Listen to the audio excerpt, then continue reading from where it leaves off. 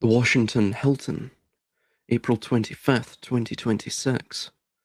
Deep underground beneath the lobby, beneath the terrace, is the International Ballroom. 2,600 people in black tie. The President, the First Lady, the Vice President, the Director of the FBI, half the executive cabinet, the entire line of American succession, all packed into a single subterranean room. And walking down the stairs towards them is a 31-year-old, same age as Charlie Kirk when he was fatally shot, Caltech grad named Cole Thomas Allen, carrying a shotgun, a semi-automatic pistol, and a bag of knives. We all know the official story. We know he checked in on Friday. We know nobody checked his luggage suspiciously. We know he breezed past the lobby because of a hotel guest exemption. And we know he only got stopped at the magnetometers outside the ballroom doors because he finally broke into a sprint, a sort of a Naruto run. The media called it a catastrophic security failure, a near miss that would have triggered a constitutional crisis unlike anything in modern history. But this was more than a mere failed assassination attempt. We need to look at it as a successfully executed script. When you step back and view this anomaly not as a spontaneous glitch or a random tragedy, but as a deliberately authored text, the fingerprints of a state-sponsored intelligence operation become almost impossible to ignore. What we witnessed at the Hilton was not an accident. It was the deployment of an alternate reality game, an ARG, weaponized for modern informational warfare. It was also, superficially, a Psyop. Think about how covert operations used to work. The goal was absolute silence. You extract, you sabotage, or assassinate, and you leave no trace. But we don't live in that world anymore. We live in a post-truth, digitally hyper-connected era. And silence to the elite is suspicious. So intelligence agencies have adapted. They don't necessarily hide the data anymore. They, in fact, flood the zone and enter the digital breadcrumbs to this event, right? The phantom bots such as Henry Martinez, which we shall get into, the cryptic coordinates left on, ancient, antique burner Twitter accounts. And when you look at all of this, you see a sort of digital ecosystem of a highly specific, partially obscured puzzle. They're not hiding information anymore. In fact, they're extending an invitation. The architects of this event understand that the human brain is an aggressive pattern recognition machine. They know that if they drop a breadcrumb here, a bait there, open source intelligence communities and amateur internet sleuths will immediately latch onto it and begin digging. They will jump on it like a bitch on heat. And this is the core of modern psychological warfare. It is weaponized apophenia, plain and simple. And in these systems of modern psychological governance, engagement is a systemic requirement. It is the primary metric of any value within the system, even though, of course, that value is completely hollow. It is a mere tokenistic husk.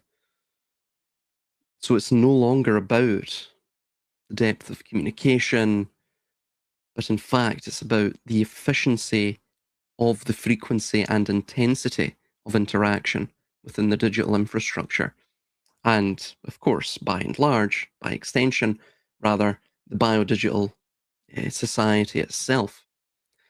And so we persist within this sort of economy of signs, right, where material goods become secondary to the symbols of status, identity, and attention, of course, compulsive engagement with the system. So these signs are traded and amplified through both digital engagement and the sort of faux engagement through media and, of course, vis-a-vis these psyops. And moreover as well, um, the system itself runs like an Ouroboros, based upon contemporary dialectics. So these are always based around dualistic fault lines that are antagonized and played upon.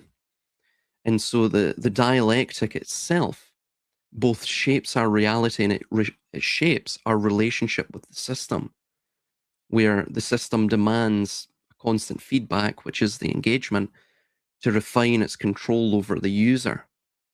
And within the mass media landscape as well, it isn't just necessarily about delivering information as we would understand traditional propaganda to be, but it is actually a theatre of the absurd. It's an economy of signs. It's designed to keep the subject in a state of perpetual engagement, which one may characterize as a sort of form of a modern political cult, a cult of the system, an imperial cult, you could say. And so engagement is the lifeblood of the economy, of the sign economy. And thus, without that consistency of interaction and that persistence of interaction, the value of the government and, of course, the various faux symbols surrounding that government, which ultimately now make up their institutions, their hollow institutions, all of that would collapse. And so, therefore, the system doesn't necessarily care what you say, it only cares that you are speaking into it. The system gives you the megaphone. In fact, the system is the megaphone. It only wants you to provide the data necessary for its continued expansion. So it's effectively a gossip mill.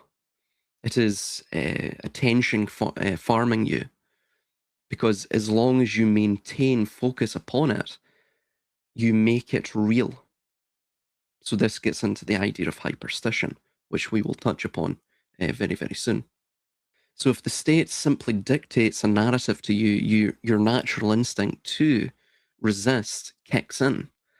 But if the state provides, say, I don't know, a puzzle, right, an ARG, or of course a psyop in terms of the facile normative population, as opposed to the ARG, which would be more along the lines and advertised or marketed to the dissident population. So that this puzzle, which is a seemingly forbidden mystery involving this Hilton hotel event, right? This high profile press event, and of course the assassination attempt, and the shadowy agent behind it, and potential time machine um, goings on and time travel. Of course, most internet sleuths will seek to solve it. They will see it as a challenge, and they will accept such a challenge. And so here is the dark brilliance of the ARG. People will defend to the death a reality they believe. So this is the dark brilliance of the ARG, and it goes as follows: that people will defend to the death a reality they believe they have uncovered themselves. So this is why you have to be constantly self-critical and review your own beliefs and understand the limitations of human reason. This is why I've been consistently speaking on this for, well, God, probably the past, I would say, 2 months in terms of all of my videos and discussions.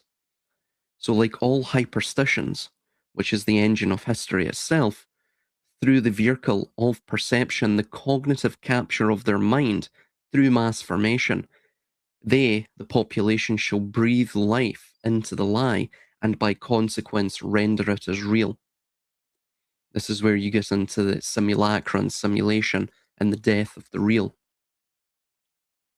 So by designing this as an interactive game, at least for the conspiratorial circles, the intelligence apparatus achieves total cognitive capture.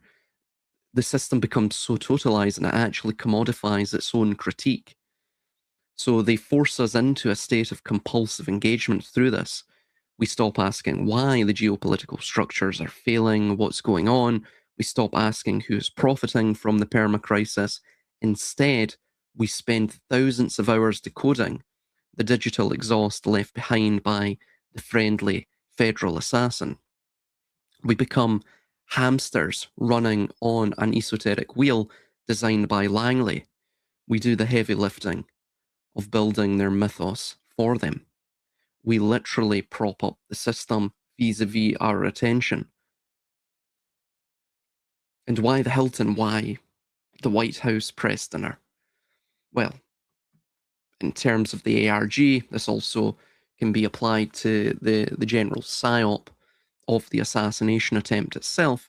It requires a spectacular anchor, a spectacular temporal anchor, to bridge the digital simulation with the physical reality.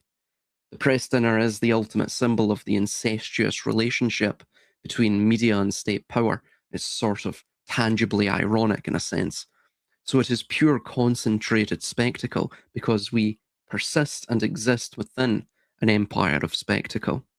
So by initiating the sort of glitch in that specific room and with that specific event in front of the very people whose job it is to write the first draft of history, they ensured the virus would spread globally in milliseconds. The event was the inciting incident. It permanently blurred the line between physical geopolitical reality and the digital maze they have since, I would say, the 2010s trapped us inside. So what is the ultimate objective? Why turn a political event into a dark participatory game? Well, it is to elevate worldly powers to the status of literal reality benders. We're going to get into why this is and uh, the sort of details of this Henry Martinez connection, this looking glass connection, this plasma time machine, all of these connections. We'll get into this. So when the public realizes or even suspects that events at this scale are highly scripted, interactive illusions, it induces a profound state of learned helplessness. The objective isn't to convince us of a specific lie, it is to exhaust our capacity to discern the truth altogether and to subtly apotheosize the very system itself. So they are socially priming us, they are testing our ability to effectively write the timeline for them by the insertion of little phantom characters like Henry Martinez, Cole Thomas Allen, the AI CCTV footage, the blurry CCTV footage. And from there, they watch as the populace frantically weaves it into a grand design, a lattice of their own prisonic cell. So we are no longer citizens reacting to the news anymore, or to the false events, the staged crises. We are players trapped in a massive multiplayer psychological operation. We are feeding our attention, our dread, and our intellect directly into the engine of the very power structures we think we are exposing. They want the active intellect to actively resist, because by doing so, you focus upon them, in a sense. And they want you to be completely ensconced and assimilated, taken over by these alternate reality games that they place within these events. So they built the maze, they dropped the cheese, and we ran the labyrinth exactly as prefigured.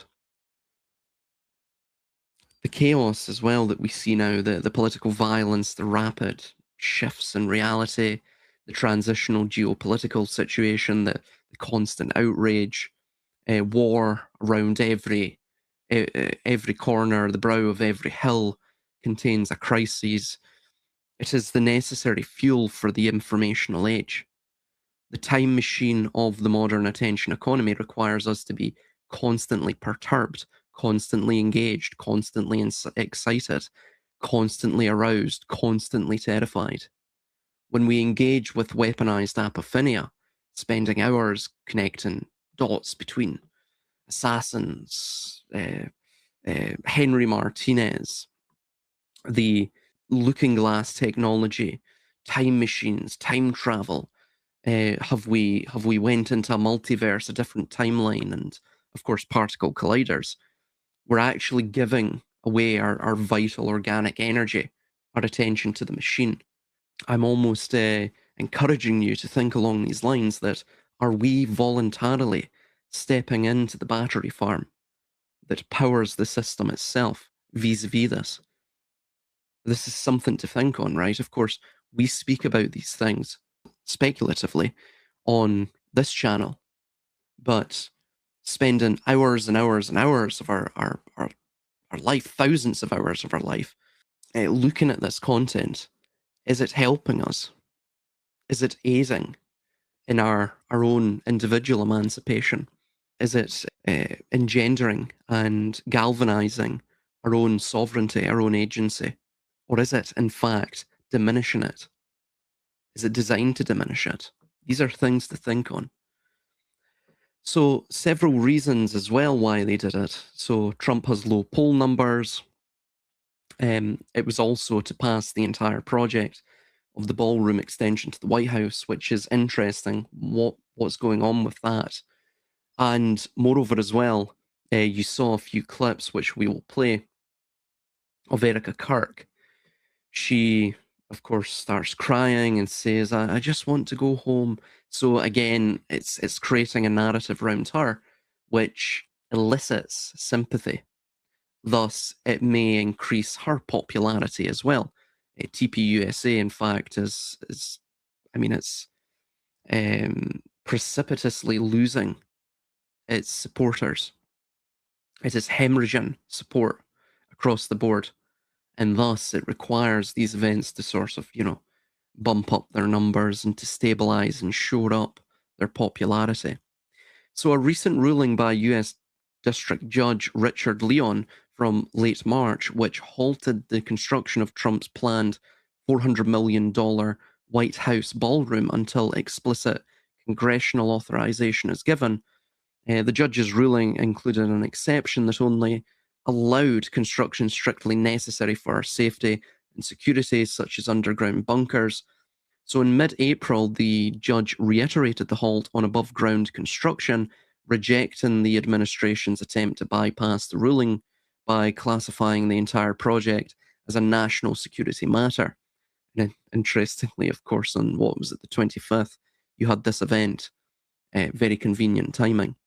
So the incident was clearly used as a pretext, prompting people to tweet about the necessity of the new ballroom for quote-unquote safety in an attempt to bypass the judge's ruling and continue the construction by manufacturing a need based on a staged crisis. So we'll get into the Henry Martinez thing shortly, but I want to play a few interesting videos. But before we get to that, I want to cover a few little images that I have here. So the first is a quote. So this is by C.S. Lewis. He stated, quote, "Of all tyrannies, a tyranny sincerely exercised for the good of its victims may be the most oppressive. It would be better to live under robber barons than under omnipotent moral busybodies. The robber baron's cruelty may sometimes sleep. His cupidity may at some point be satiated. But those who torment us for our own good will torment us without end, for they do so with the approval of their own conscience." And moreover, as well, this ties into safety and security and humanitarianism, which is the tyrant's best friend. It is the tyrant's go-to guise for passing all of his various agendas by these duplicitous means. So N. Rockefeller stated, quote, "By having this war on terror, you can never win it. So you can always you can always keep taking people's liberties away. the media can convince everybody that it's real, unquote. So the original definition of the word terrorism is from the French terrorisme and referred specifically to state terrorism as practiced by the French government during the 1793 to 1794 reign of terror.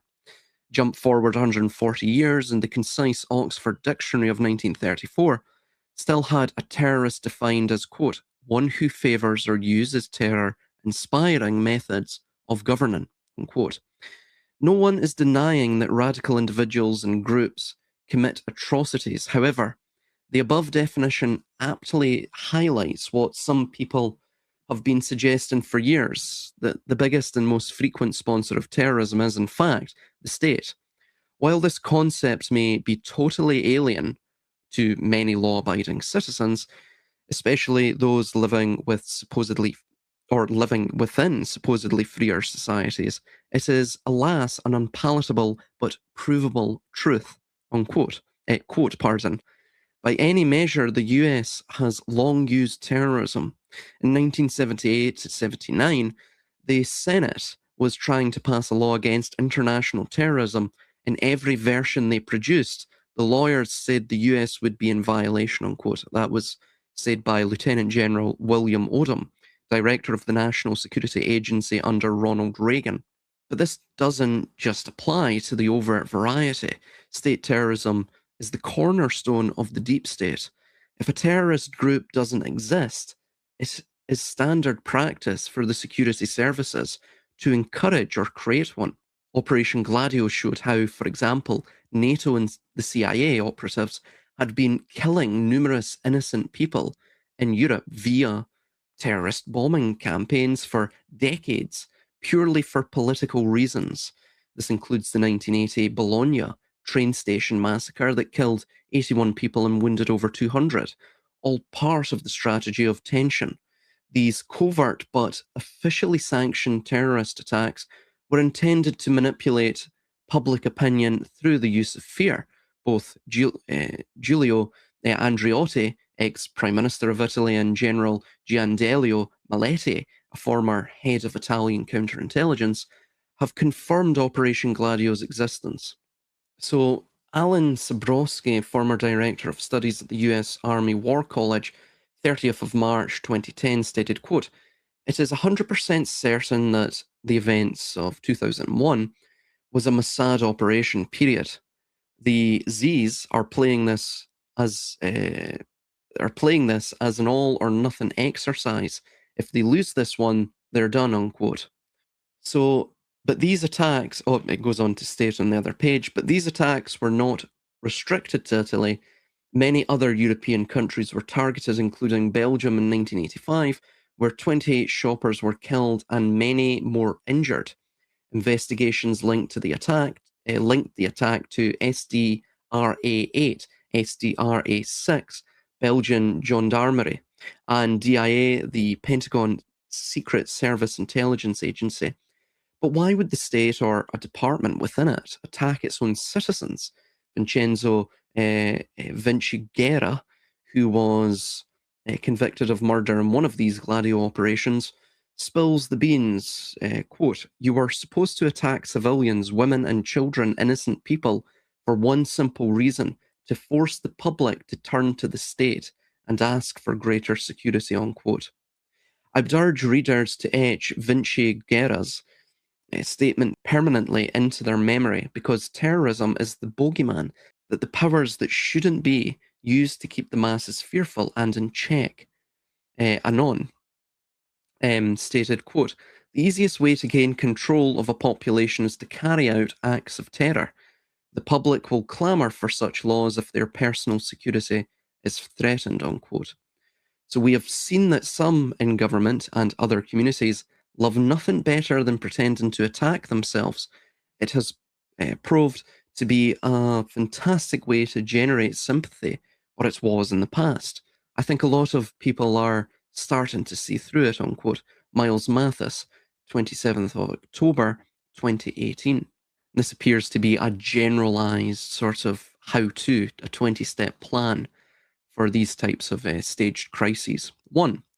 Drills occur that mimic the actual situation, often on the same day. 2, passport or ID of perpetrator found at the scene. 3, CCTV not working. 4, prescience, foreknowledge of the event. 5, evidence of multiple shooters. By the way, for number 4, we actually see Caroline Levitt clearly show foreknowledge of the event, but we'll get to that later. 5, evidence of multiple shooters, not just a lone wolf, Patsy has claimed. 6, eyewitness accounts conflict with the official story. 7, video photo evidence doesn't fit the narrative. 8, images have been tampered with. 9, immediate responsibility for the act assigned via a prepared narrative. 10, standard protocols not followed. 11, perpetrator has links with the intelligence services. 12, key witness, all F4's existence. 13, inadvertent admission of responsibility by third party, slip of the tongue phrase. 14, physical evidence hidden, removed, and or disposed of with due haste. 15, obvious symbology, numerology used. 16, shout of allegiance in public. Number 15, by the way, that's utilized again for the ARG purpose, the alternate reality game, because they're trying to generate engagement from the dissident population. However, there's also there's a sort of alternate reality game going on there within their own elite circles.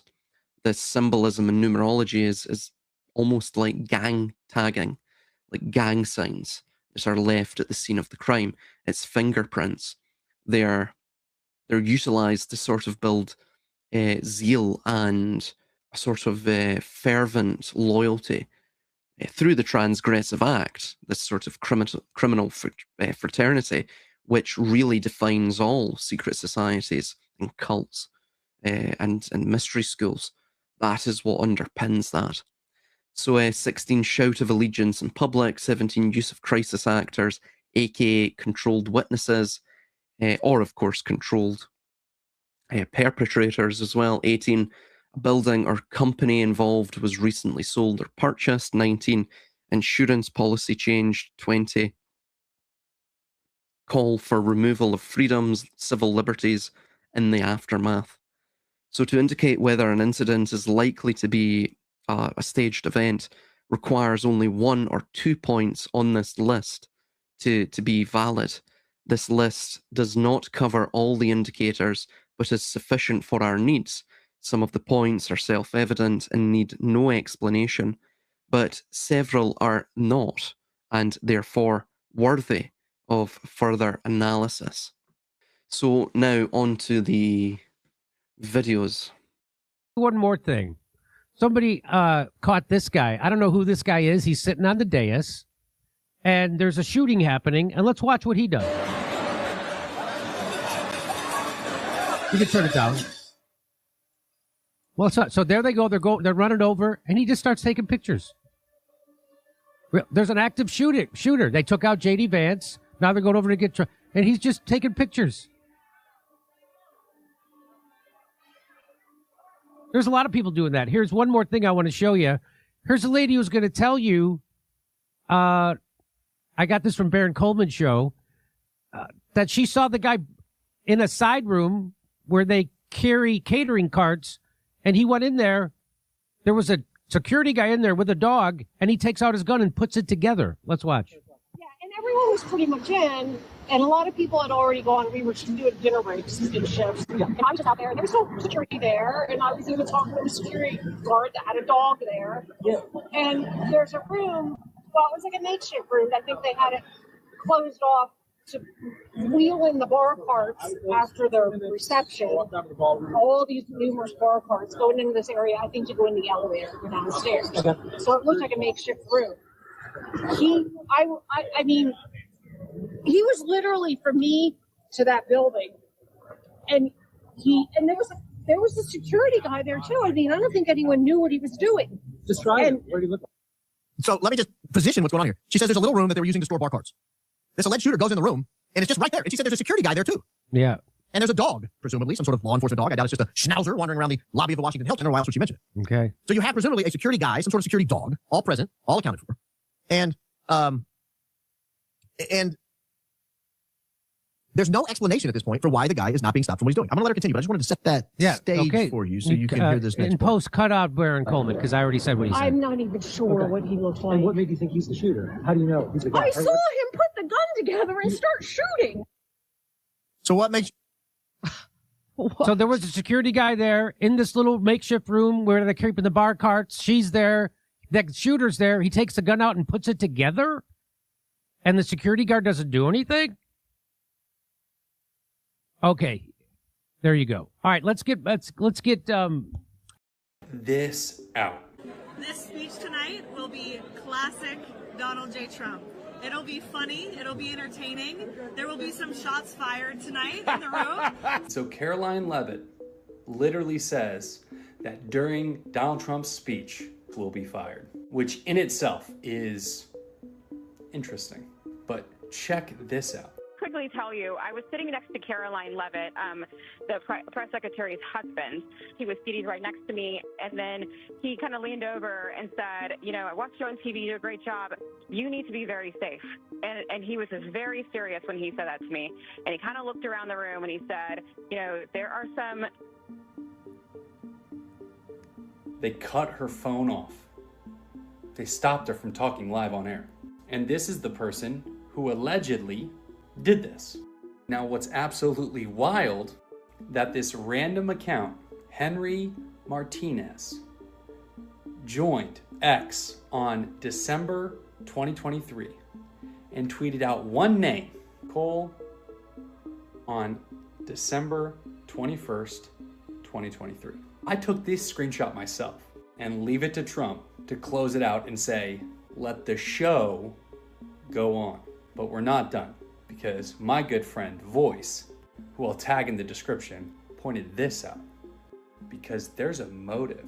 And I will say, you know, it's not a particularly secure building.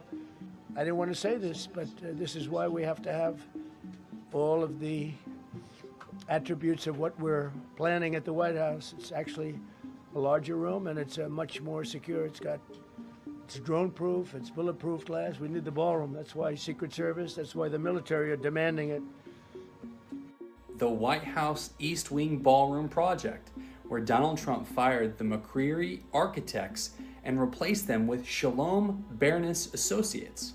This ballroom, the one that has the blueprint that looks exactly like Solomon's Temple. And what does Shalom Baroness Associates have experience with? Doing multiple synagogue renovations. Renovating temples. And you remember America Reads the Bible 2026, a historic call to return to God's Word that literally finished today, where Donald Trump read the Bible. And he specifically read 2 Chronicles chapter 7, verses 11 through 22. So what does 2 Chronicles chapter 7 deal with?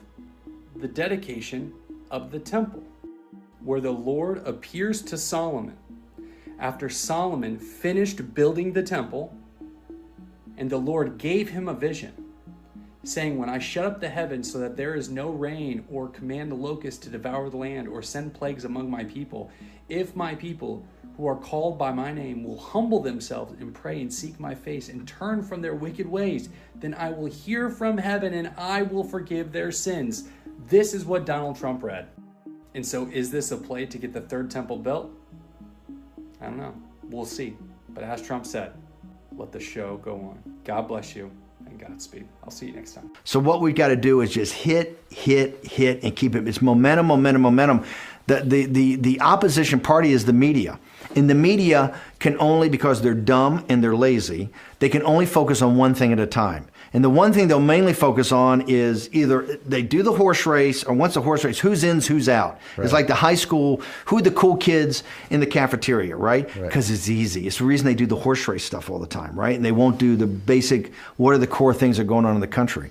I said, all we have to do is flood the zone. Every day we hit them with 3 things. They'll bite on one and we'll get all of our stuff done. Bang, bang, bang. These guys will never be able to recover, but we got to start with muzzle velocity. So it's got to start, it's got to hammer, it's got to muzzle velocity. You got it when you get anything in life. Remember, the house is 5 to 7 against, right? To get something done, you've got to go through these certain stages of momentum and keep forcing it.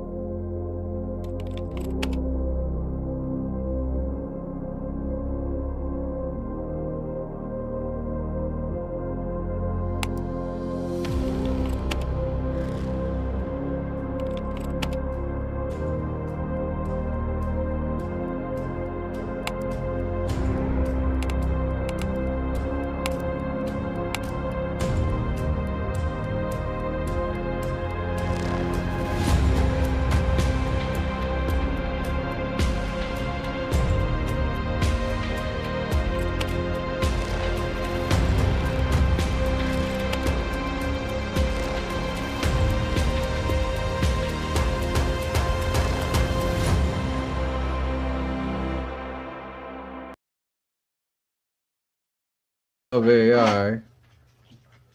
Look at the people disappear carrying pizza boxes over here, disappearing through. Look at this person on the ground. Watch this person on the ground with us. This is fun AI shit. Look at just laying here. This pizza box guy's coming in. Disappears with the pizza box. There, this guy's carrying a pizza box all of a sudden. Look at. This is how you know AI is fakery. Watch it all. This guy disappears. Oh, yeah. The funniest part is this officer. What's he doing on his knees on the ground? Look at this guy. Look, he's on the ground.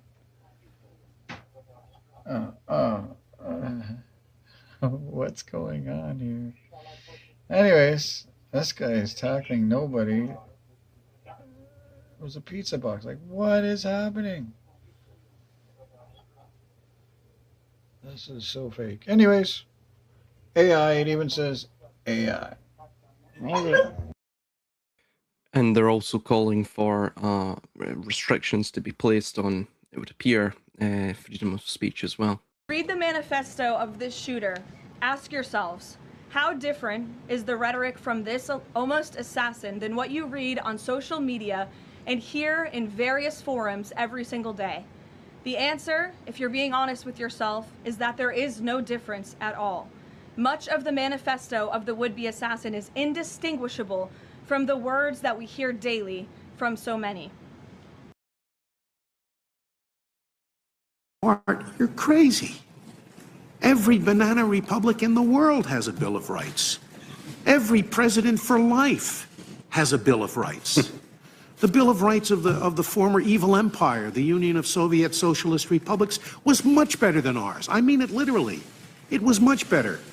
We guarantee freedom of speech and of the press. Big deal. They guaranteed freedom of the speech, of the press, of street demonstrations and protests, and anyone who is caught trying to suppress criticism of the government will be called to account. Whoa, that is wonderful stuff. Of course.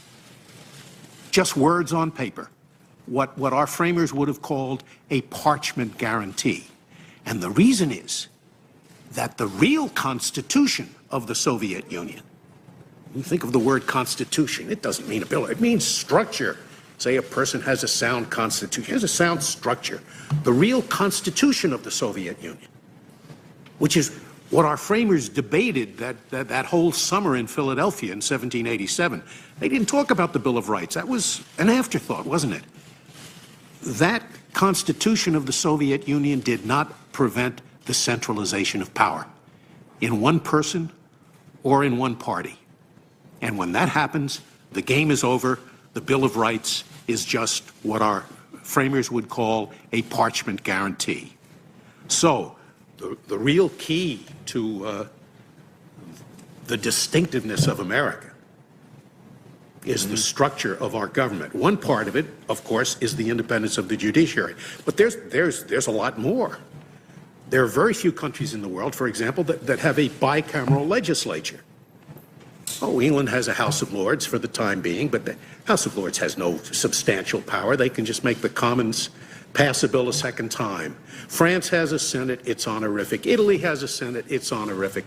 Very few countries have two separate bodies in the legislature equally powerful.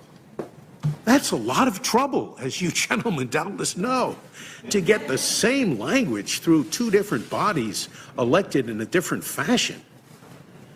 Very few countries in the world have a separately elected chief executive. Sometimes I go to Europe to talk about separation of powers. And when I get there, I find that all I'm talking about is independence of the judiciary. Because the Europeans don't even try to divide the two political powers, the two political branches, the legislature and the chief executive. In all of the parliamentary countries, the chief executive is the creature of the legislature. There's never any disagreement between them and the prime minister, as there is sometimes between you and the president. When there's a disagreement, they just kick him out. They have a no confidence vote, a new election, and they get a prime minister who agrees with the legislature.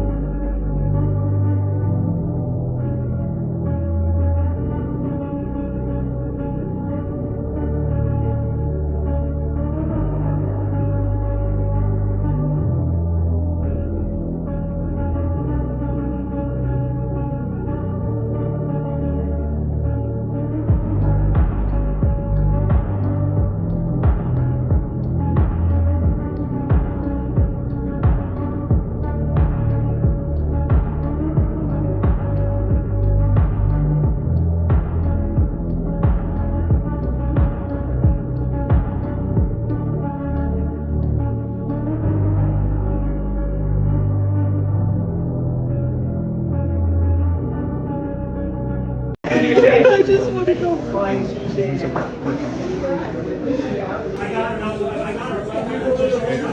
I just want to go find things.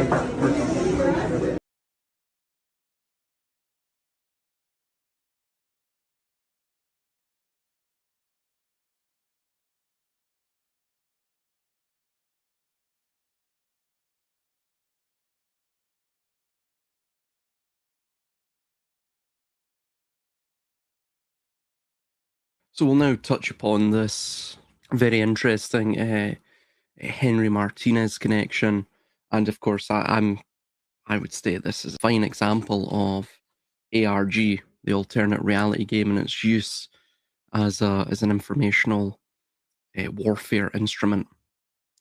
So Henry Martinez on Twitter or X, the account header featured pareidolia art of the iconic Butler assassination attempt seen on Trump, implying that he knew about both assassination attempts months, years before they happened. The Distinct Mind releases artwork October 28th, 2021. This is this pareidolia artwork.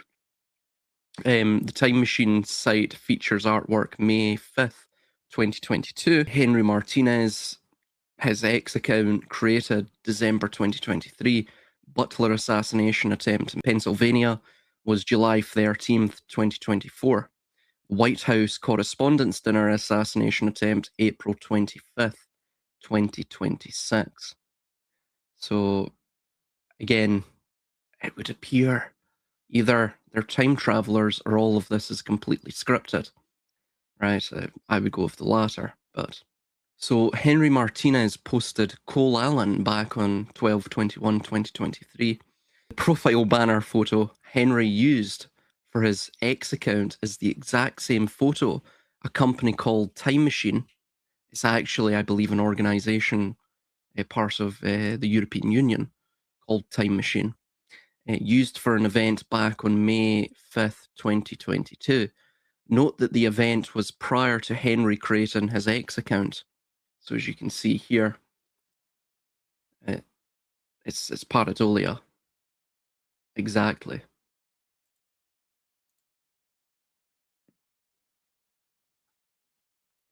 And you'll notice the bullet hole is actually at the left side of Trump's head. Interestingly too, we had Isaac Cappy mention 12/21/2. 12/21, take it away. Epstein Island burns away. So it's quite a short clip, but Another interesting thing. I also mentioned regarding 1221 and the connections with Armin. And I think it was the iPet Goat. It was the iPet Goat 2 a discussion just recently, episode 8.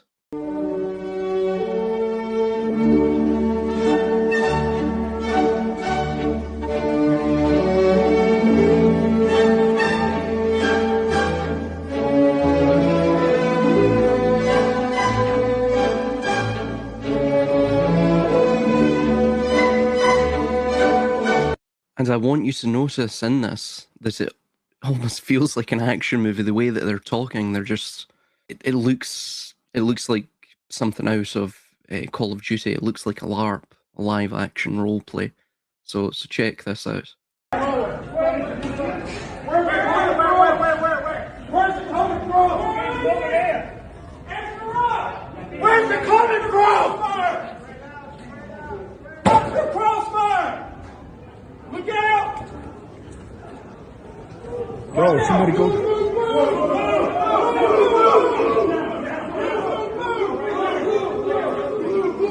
Everybody stay down, stay down. We got one down. Jim!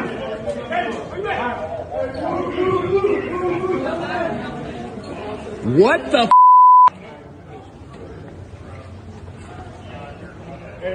Oh my God. Stay down, everybody, ladies and gentlemen, stay down.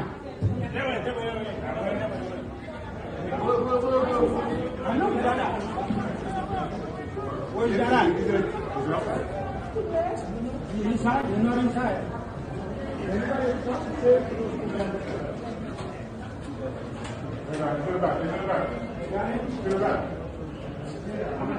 Nobody comes in here. So as you can see, everyone is filming. They do not care about their own safety. You've got a supposed assassination attempt. You've got guns here, there, and everywhere. Every single deadly weapon you can imagine, perhaps bar, drones and ballistic missiles are in this vicinity. However, at this critical juncture of the emergency, not knowing what the hell's going on, the first thing they do is they just start filming everything, standing. It's because it's a spectacle. We live within an empire of spectacle. People now fundamentally define their society by content. That's all they care about. They're like little social media influencer hamsters running upon their localized wheel. Arguably, technologically, we've never been so connected in terms of the telecommunicative devices that we have at our disposal and all of the various means of communication that provides us. And we've never been so connected technologically, but on a human level, we're entirely disconnected from everyone else. It's a total inversion. And when I say most governments nowadays, not on force, they're not extending and projecting their power vis-a-vis force and authority and the sort of guise of authority in this legitimization through it. They actually legitimize themselves through psychological governance. The primary example is that of the spectacle, the theatre of the absurd. That they are literally terraforming the cognitive terrain of the masses through these types of events. It primes the public to fall into patterns of behavior that the system finds, I guess the term would be congenial to their, or amiable to their interests, and of course, as well, focus upon the system itself.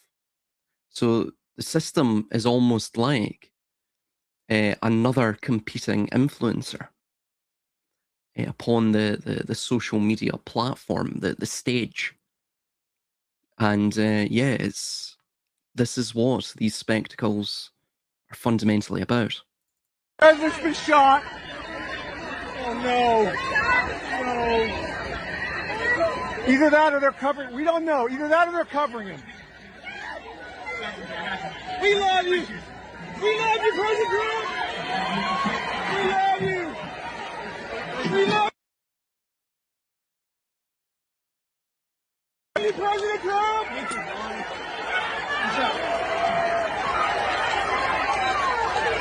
love you. Yes. Yes. Yes. We love you, President Trump. No. Oh, no, he's not.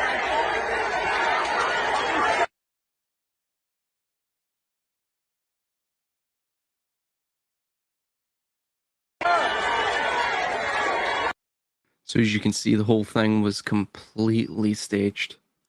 So we'll go into the looking glass technology now.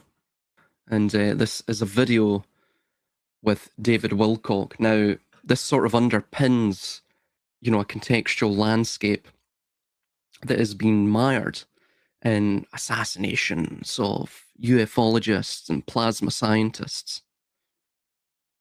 And of course, what are they hiding, right? What is this looking glass technology? Can the government, can they truly bend the timelines? Can they bend reality itself? And of course, if they can manipulate time and space, then de facto they become God. If they can make you believe that they can bend time and space, they effectively are making you believe that they are God. Thus, it brings you into a state, subconsciously, unwittingly, of learned helplessness, which is, of course, the primary objective. Today is the very first public unveiling in a public presentation of Project Looking Glass. A human being is about this tall. This is built in underground bases. It is colossal in size. And what happens is when you fire this thing up, these rings start going in all different directions. It shields off the barrel of water inside, which is just like your pineal gland. The water inside flips over into time-space, which then captures argon gas, captures visual images, and this is what it looks like. It becomes huge, glowing, all the way out to these posts, which are used as stabilizers for the energy field. Now, it doesn't start out with an image of the Earth. That's just there as a placeholder, although you could see the whole Earth like that if you wanted to. That's not usually what happens. Well, contact, right? We have been given the technology right in front of our faces in the movies. They just don't tell you what it's for. In what? 13 Ghosts? Well, thank you. I'll have to check that one out. Doesn't sound like a movie I'd want to see, but if it's for that, oh, I can imagine. So, contact, just to recap from yesterday, blueprints come in from the Vegans, from Vega. They figure out that it's only when you fold up these patterns into a cube, which forms what there in the center, the triangle with the eye in the middle, as it folds up, cube geometry, that's when you can decode the plans to build this, these rings, which becomes this machine. And there's your little helicopter. So there's another shot of it. They got computer animations of how it's going to work with the different... So just to make clear, this is the sort of time machine connection.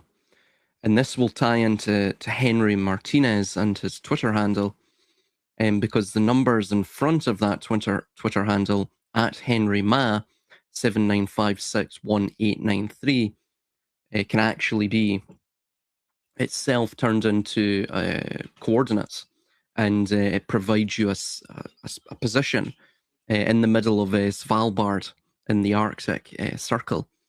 Moreover, as well, Cole Allen is also an anagram for a lone cell, which I found interesting. I found that out some days ago. Rings moving. This actually looks like the fisheye lens distortion effect that happens around the looking glass when you power it on. There's a gantry crane up at the top, and the little guy is dropped down and goes inside. That's like your barrel inside the mechanism there. And this is where all the action happens. This is where the Stargate opens, the wormhole into the higher realms. In this frame, we're seeing how the whole thing collapsed and fell apart. So, of course, you want to take a ride. You know, the new the new formation of the one after the old one breaks. And here we're seeing the new one. Once again, you get a very clear view, and there's your little eye with the rays coming off it, just like the all-seeing eye on the dollar. Not surprising.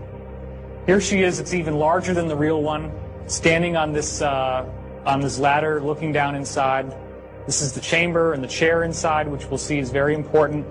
And here's your geometry. Look at that. Did anybody notice that when you were watching the movie? Because it goes by pretty fast. That's that same geometry that's in the background radiation of the whole universe with the sphere in the center. They fire it up. Guess what happens? Big, bright luminosity, just like the real thing.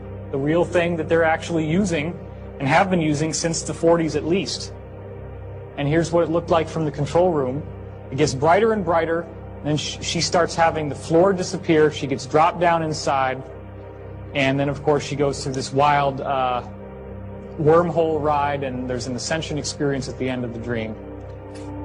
The Iraq War had, to a large degree, the mission of capturing a looking glass technology that was dug up in Sumer, which was originally in the possession of Gaddafi in Libya, which is why they attacked Libya. Gaddafi got rid of it and gave it to Saddam Hussein. Saddam Hussein was using this technology, viewing the future.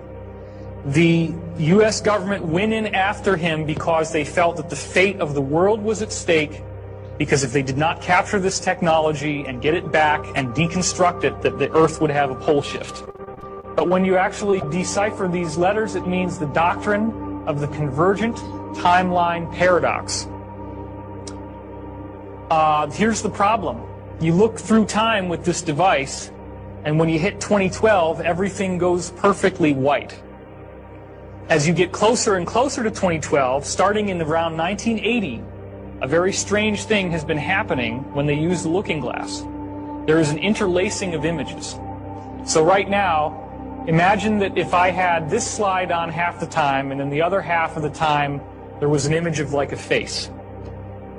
And if I interlace them slowly, then maybe every second it goes from here to the face to here to the face. Then as it speeds up, it gets faster and faster to the point that if it were complex images, you couldn't make out one from the other because they're flip-flopping so fast. Okay? That's called interlacing, and the frequency of the interlacing gets higher and higher as you go towards 2012.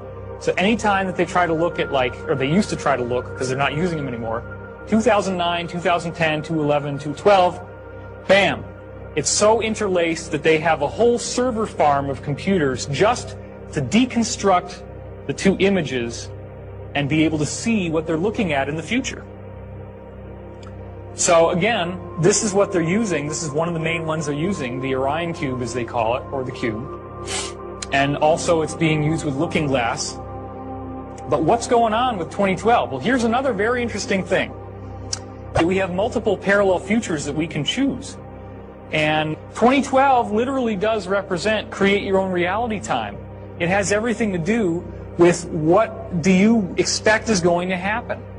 This is where thoughts becoming reality really takes on a whole new meaning in a way that you've never heard of before.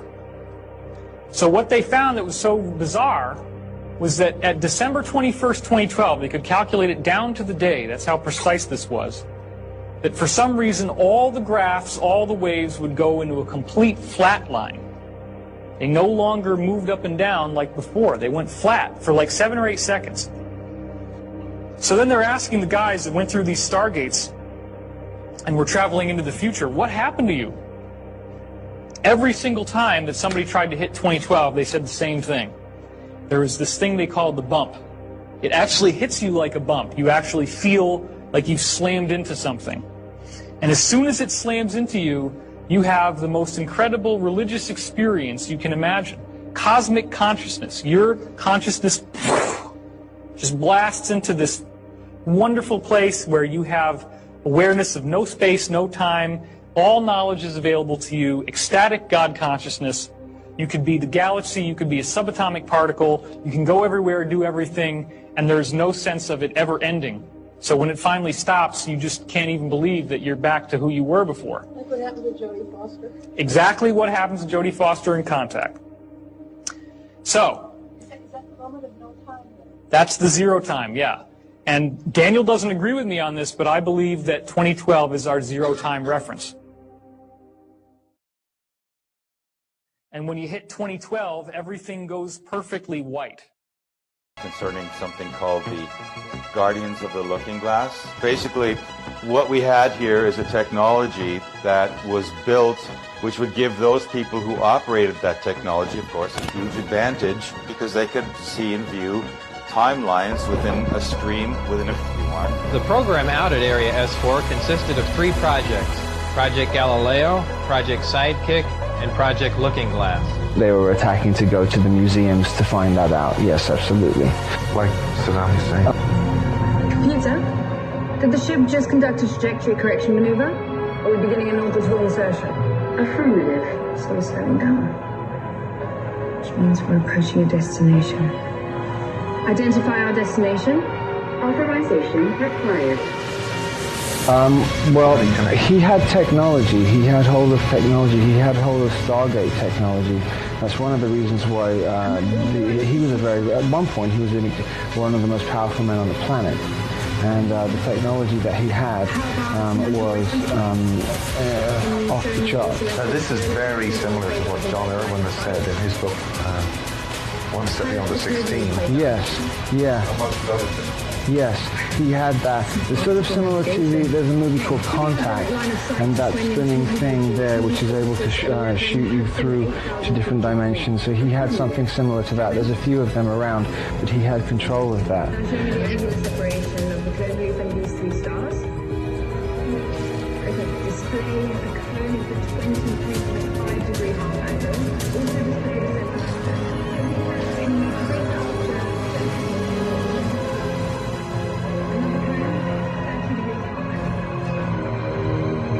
Never. He just said artifacts, ancient artifacts that were so important, we had to get them, and we got them. Ladies and gentlemen, we got him. Some of you might know me because of a story I broke last March concerning something called the Guardians of the Looking Glass. Basically, what we had here is a technology that was built which would give those people who operated that technology, of course, a huge advantage because they could see and view timelines within a stream, within a field. You know, the awareness of this technology came to us through certain whistleblowers, and one of them was a guy by the name of Dan Burish, who went into some detail about how that technology was acquired. It starts at the end of the Second World War. It was the first time that the United States ever came into contact with certain ETs, you could say, who began appearing over the skies of the United States. And their appearance, again, was accompanied by crashes and captures of both the craft and the pilots piloting that craft. And it leads directly to the formation of the breakaway civilization, that which was created by one ultra secret society that was called Majestic 12. They who have ultimately come into possession of the Looking Glass material and time travel and other technologies ever since. So between 1947 and the early 50s, there were a series of crashes that took place, not just one, and they started the whole back engineering process. And they also had captured extraterrestrial beings.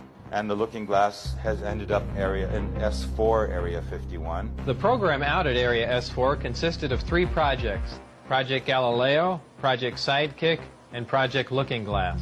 Project Galileo dealt with gravity propulsion. Project Sidekick dealt with a beam weapon that had a neutron source and was focused by a gravity lens. Project Looking Glass dealt with the physics of seeing back in time. What they really discovered, in principle, is that the ETs are not really truly ETs. They're us from the future. They called them J-rods. A long period of introduction into needing, say an EBE, an alien. I call them J-Rod, of course that's what they call him, but that wasn't his, I don't know if that was his real name or not. That's the name that the linguist gave him. So he knew J-Rod. Came from Zeta Reticuli, which is what we are going to colonize in the future. And they traveled back 52,000 and 45,000 years respectively.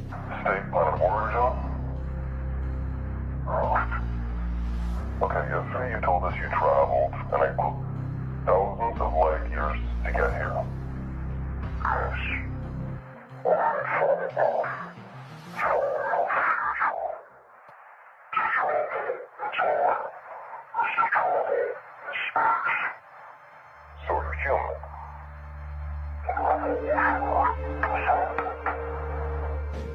to exactly before this time, before this event takes place, for different reasons. What they found was that there are 3 types of beings. There's 2 J-rods, which were called P-52s. The P-52s were for 52,000 years in the future, and the P-45s were from 45,000 years in the future. And the P-45s weren't interested in helping us. They were just here to harvest genetic materials which they had lost over the course of tens of thousands of years of exposure. The P-52s also returned because they came back and they were trying to tell us our consciousness can affect our timeline. Not just the timeline, but also cosmic events. They were trying to tell us that the cosmic event, which is about to happen, can be affected by our collective consciousness. It's going to play out in 2 ways. It could end up with a timeline that prevails that's an organic timeline, where mankind will begin to wake up and en masse, and that we will change the trajectory of that course by raising our consciousness, and then there's going to be some event, and our change in consciousness will actually set in motion a positive version of how that event affects us. We've heard about ancient civilizations like Atlantis or Lemuria or Mu, and they come and go. They always seem to end in some huge cataclysm or some destruction, some destructive event happens, society blows up. It's like a loop. Eventually you would have to crack that loop. So maybe here is the chance to actually break that loop. And the other timeline they were talking about that may prevail is this transhumanist timeline. Along comes 2022, and it's been like 10 years since the last Looking Glass whistleblowers had been out there talking about it, Dan Bush and a few others. But this suddenly appeared, this group calling themselves the Guardians of the Looking Glass. We are the Guardians of the Looking Glass. We're a group of former intelligence officers and military officials who have come together to release classified information about future events to come.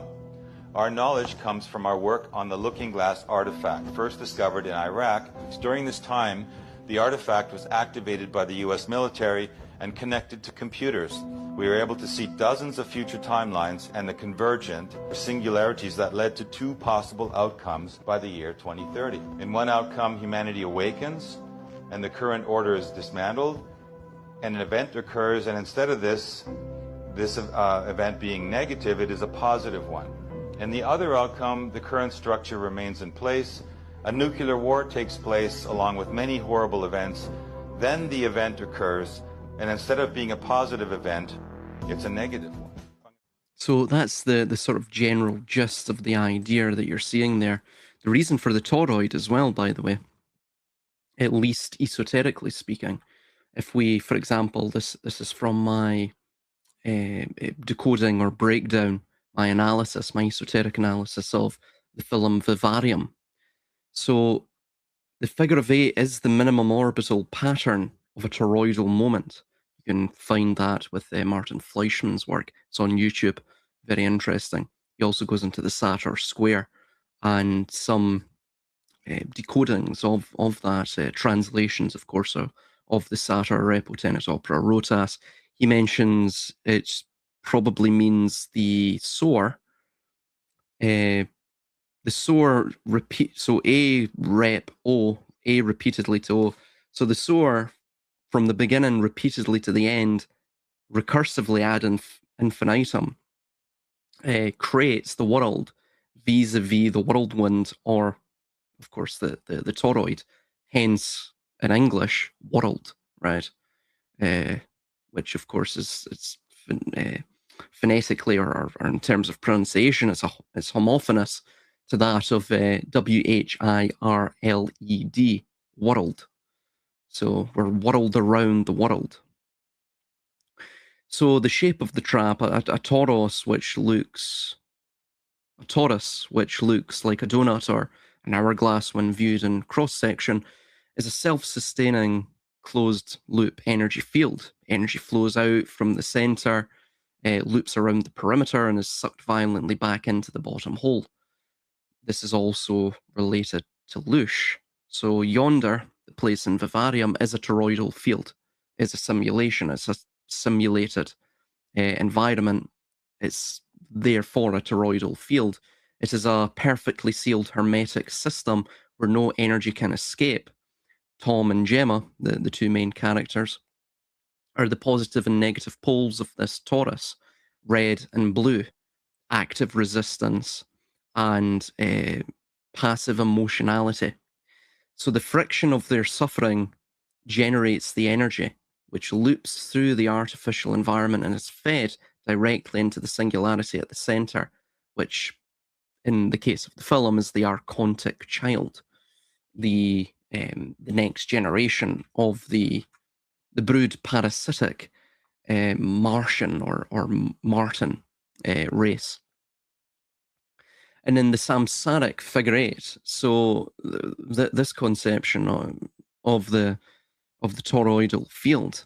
So if one lays the hourglass on its side and it becomes the symbol for infinity. This is the samsaric wheel. The archons trap humans. This is the idea that you see both in Vivarium and the Gnostic cosmology. They trap human souls in this infinite loop-in geometry, which is 4-dimensional, 5-dimensional. Of course, remember, Trump as well is playing 4D or 5D chess, right? We've heard that, which is very interesting terminology in light of this, and in light of this sort of growing looking glass psyop. So ensuring a continuous supply of power. We have the idea of the toroidal harvest as well. So the faceless male and female, Tom and Gemma, this is in the book of the aliens in Vivarium, their sort of manual that they provide to the child. Those flanking the child with the hourglass toroidal symbols on their heads, they are positioned below the viral payload. So the virus uses the child's form as an anchor, and the child uses or the alien rather, and the child uses the humans as the thermodynamic battery to sustain the alien, the virus's existence in our dimension. So the virus, which is the top of the toroid, which in the case of Vivarium would be a sort of inorganic plasma alien, which requires kinetic and emotional energy to survive and to mature. The vector, which is the crux or the middle of the toroid, that replicates and injects its payload into a biological human mimicking vessel. And in the bottom, which is the harvest, the vessel, the child, also this is found with Isis, Osiris, and Horus. Horus, of course, is the child. Funnily enough as well, we were mentioning that the aliens are called Martins. Well, Martin itself comes from Mars. That's where it derives from. Mars itself is an abbreviation of Marvor. Marvor, which literally means the master of the cut, and was associated with an agricultural deity, and then eventually come the abbreviation with Mars. It became a more militaristic deity, similar to the Hellenic Ares. However, that itself goes further back to an Etruscan deity known as Maris, and that was called the Eternal Child. It was referred to as the Eternal Child. So this is the Horus motif that you see also crop up in Vivarium. And the Eternal Child is effectively the systems of power themselves in terms of a metaphorical delineation of how they maintain power. We're going to get into this with Athanasius Kircher very soon. Anyway, so here is the three-step process applied strictly to an empire of spectacle and modern intelligence psyops, right? So the engine of the top, this is the quote-unquote virus, right? The thing that's seeking infiltration and to be nurtured and matured within the consciousness of mankind. So, of course, mankind and its mind itself can be utilized as a perceptual vehicle to project that quote-unquote informational or ideological virus onto reality itself. And then eventually that virus, the lie, becomes the truth through mass formation of it. So the modern geopolitical apparatus, the intelligence community, the algorithmic media, the corporate state, is an engine that runs exclusively on attention and division. It has no and this is what you see in Vivarium as well, they divide the male and the female.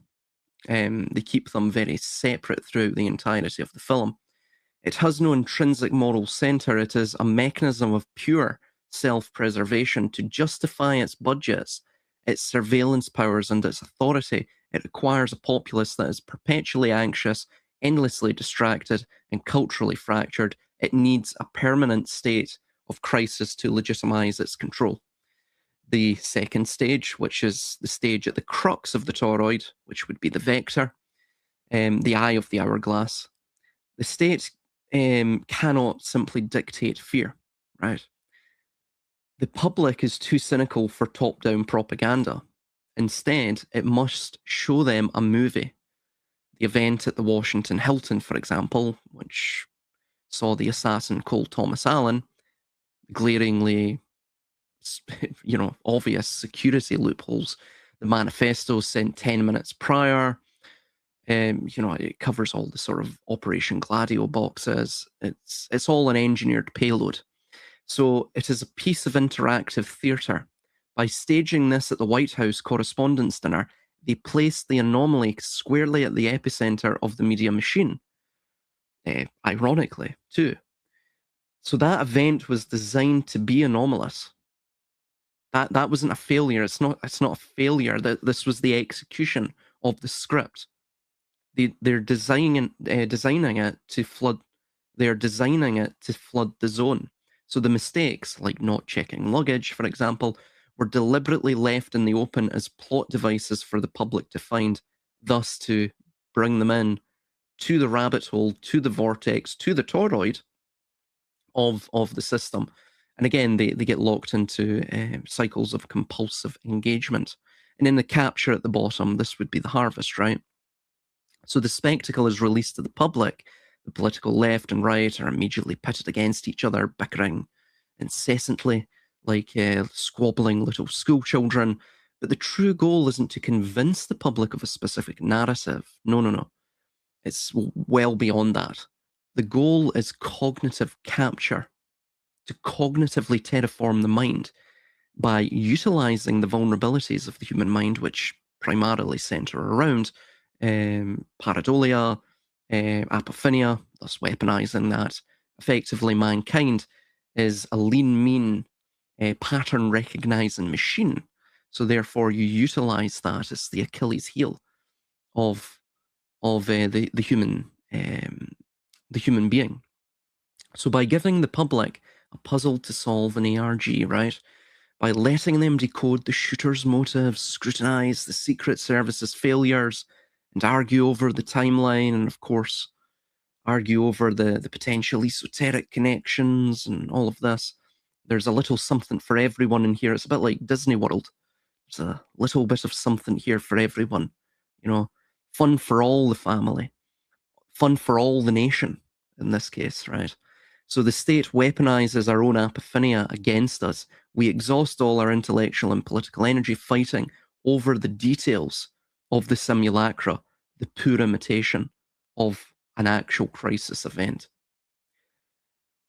And this ties in as well to the chevron.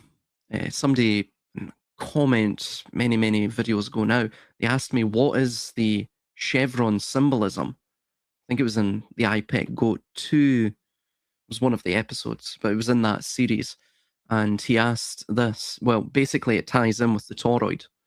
So the downward V is the funnel. This is also the downward facing triangle on the hexagram too. That's what that indicates. It's the receptive feminine, the passive. So in the specific context of the tie, and this is in Vivarium, this is the tie that Martin wears, the V shape often points downward. And this is, and you see this throughout Vivarium as well. So this is the geometric symbol of the vessel or the drain. It signifies the direction of energy flow in the toroidal field we discussed.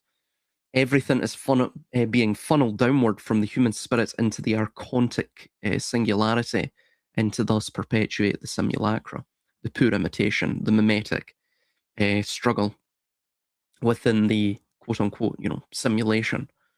So the toroidal field is the mouth-to-anus axis of George Bataille or Nick Land, the thirst for annihilation, the la solaire anus, the solar anus, and thus it is an enclosed system when the energy simply recycles through periodic reset after periodic reset.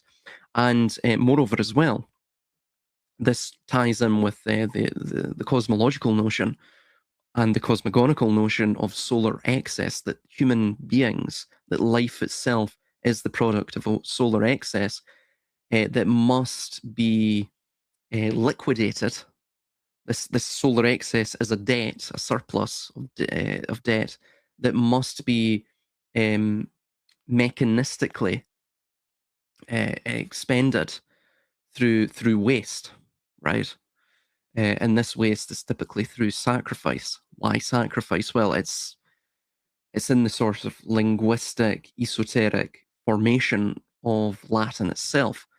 And sacrifice is made up of a composite of two Latin words, which ultimately translate to make something holy, or to make holy, right? So in that sense, what sacre and facere, to make holy. So ultimately, sacrifice itself is effectively bringing us back to that monadic source, right?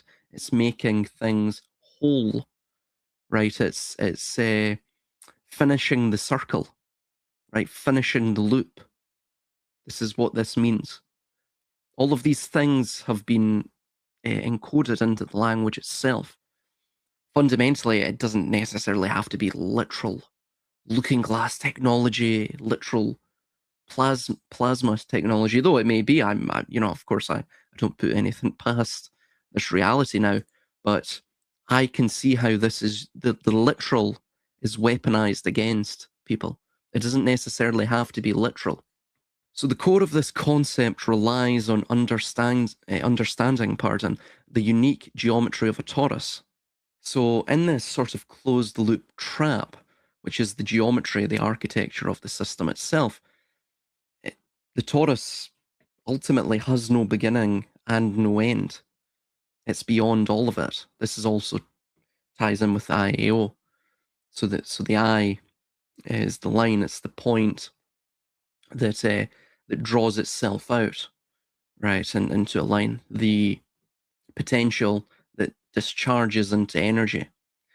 You could think of it along the lines as the potential of reactive energy within the population that eventually is drawn out vis-a-vis an initiatory spark. Of course, in the case of what we're talking about, this would have been the White House Correspondents' Dinner. And then A is the triangle. That is the formation, the crystallization of those lines. And then O is the completion of the circle. So this is also found on Templar Abraxas stones. The Abraxas stones themselves go back to the 2nd century AD, at the sort of height of Gnostic Christianity as we would know it today. At the time, it was just known as Christianity, or the Nicene faith. So, yes, so we see, for example, with the hourglass too, there's a temporal idea, meaning it's of time.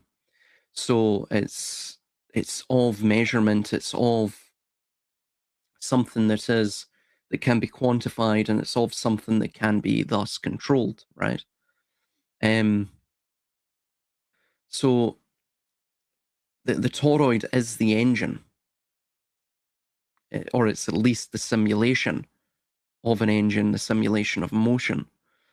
So in this geometry, we can observe how the energy, loosh, in this case, in the case of vivarium as well, flows outward, right? It loops around the perimeter, the human batteries, and is funneled back into the central singularity, thus perpetuating the system. Loosh in this sense, by the way. I don't mean it in the sort of cosmic sense. I mean it just merely as a sort of emotion, electrical motion, right? Emotion. They get you focusing on all of this, and you pay with your attention. You sacrifice your attention to it, right? Meaning you get sort of lost in the rabbit hole. You get lost in the beginning and the end. You don't. You're not the god of that situation. You're not on the periphery of the beginning and the end. You're not an external mere observer. You're actually sort of focused into all of this. That's the idea. So this relates to the Mundus Subterraneus, which is the mysteries of the interior. So Athanasius Kircher's Mundus Subterraneus, and we'll tie this in with the Black Rock. This is something else that you find with this Henry Martinez character and those coordinates I was mentioning previously. So this is the idea within Athanasius Kircher's work, is the earth as a machine. This also, by the way, ties in with his Pyrophyllaciorum. It ties in with the illustratively and morphologically, that illustration of Athanasius Kircher, the Pyrophyllaciorum, parallels the corona virus strain, right? How it was at least computer generated, how it is supposed to look.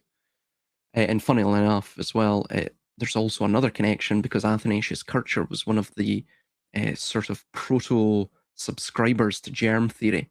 He was actually the grandfather, or one of the intellectual grandfathers of germ theory. So, rather interesting. Funnily enough as well, this Mundus Subterraneus was applied to that. It was also applied to socio-politics as well.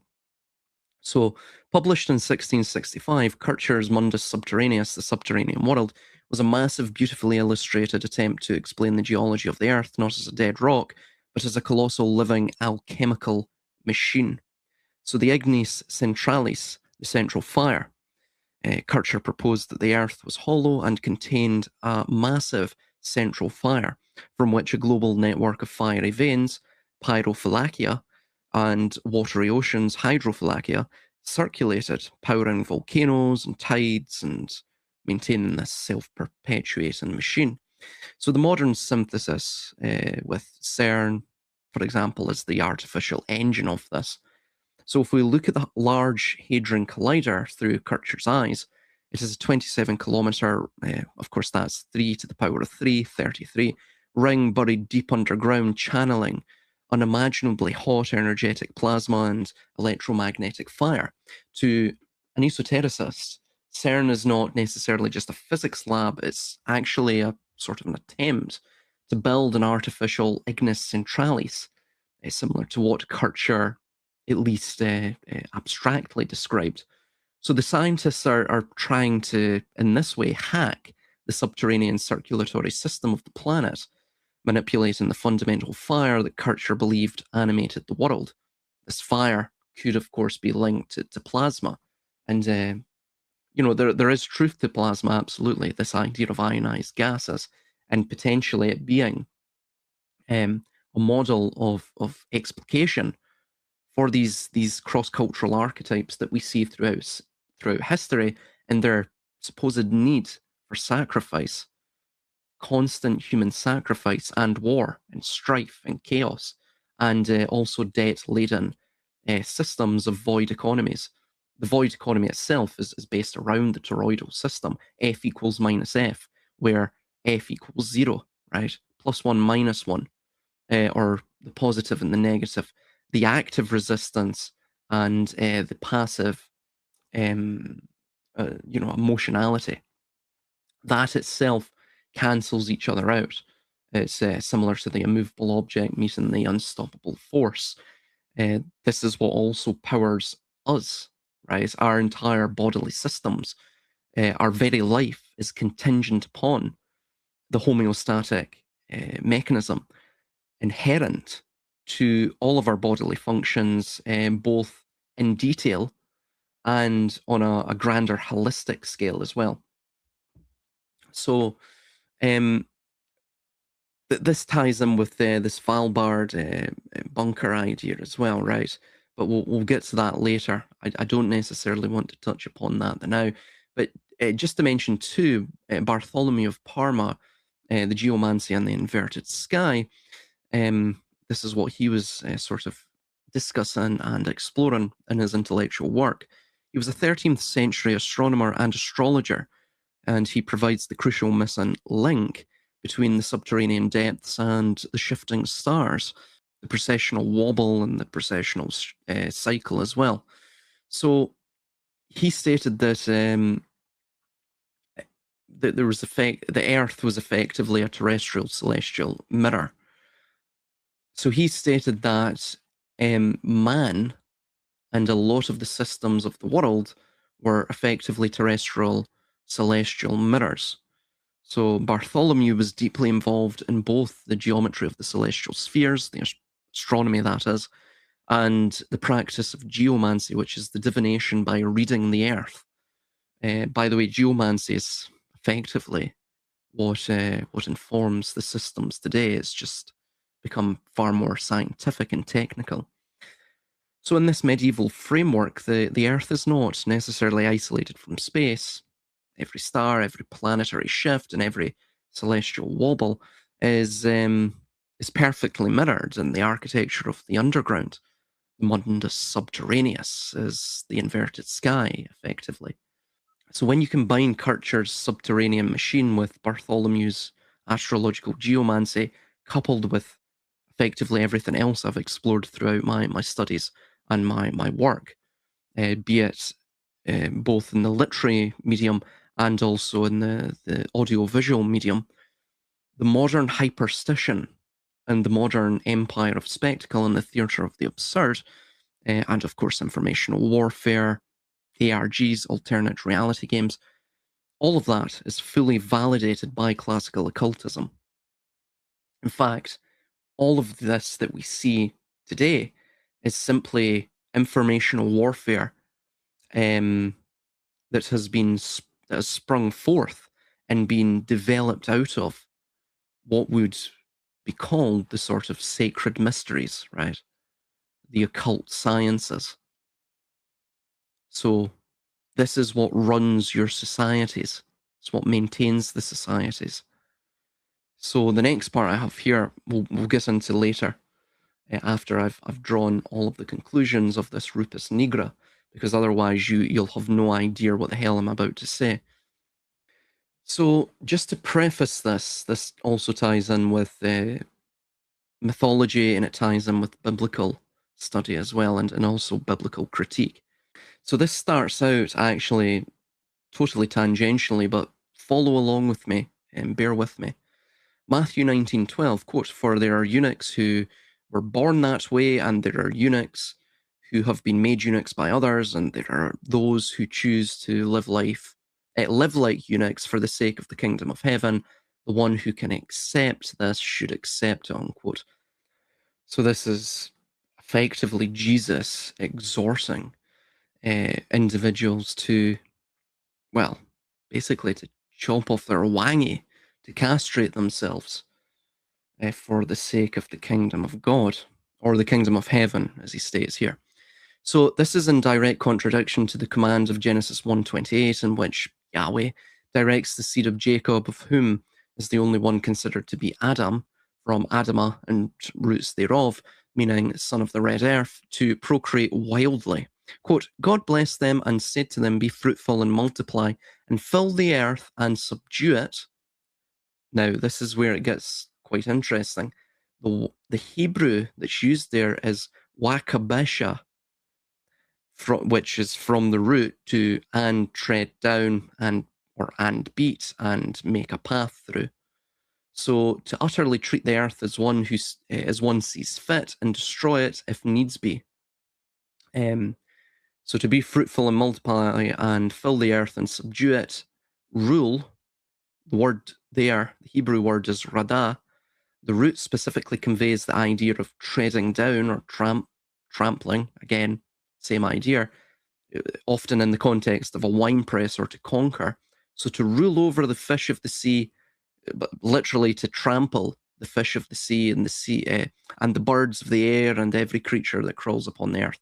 So in short, to fill the entire earth and destroy Mother Nature, as per the key Hebrew words utilized here, there is no stewardship or harmonious living to be sought with nature, but rather that is to be viewed as a beast and subdued as one. Hence, the world is being poisoned, the seas and waterways are being made rancid and undone for the sake of the data center. Roll out the digital cage of the servers, akin to Solomon's plasma-esque demonic servers, ones who built his temple and served him. Of course, according to the sigils or the circuit that he wore, and the circuits that he utilized, as we see in the lesser keys of the Goetia, to control these demons, along with the biodigital manifestation of the Lord of all things vis-a-vis the Internet of all things. The Internet, the interred net, right? The spider catches you in the web, which is akin to a net. The fish are caught in nets, right? Jesus stated that I shall make you fishers of men, because he's implying that men are fish. We're beasts of the watery illusion of the abyss. This is the idea. We live constantly within the unconscious world. So, or the majority at least do. Forests and untouched landscapes are making way for solar generation and rare earth mineral strip mining. So Don asked me, so Mount Meru, which has been also called the Black Rock, which also has been stated it is magnetized and also can correlate to the gods coming down to the mountain, like Mount Sinai or Olympus, doesn't this also correlate to the center of the earth? There are a lot of things connecting in my head to other things I have heard. Isn't there also a rock stone that supposedly Queen Elizabeth always sat on? And there is a piece of the rock or cube in Mecca that is missing or something like that. I've always wondered, what if they found a way to trap all the gods, plasma entities, etc., and that is what flows through our ley lines, trapped plasma. I would say spirit runs material. So that's in a movie, maybe Ghostbusters, where the goo is and music is connected. It starts to move intentionally, unquote. And I stated, yes, the center of the earth, or the axis mundi itself.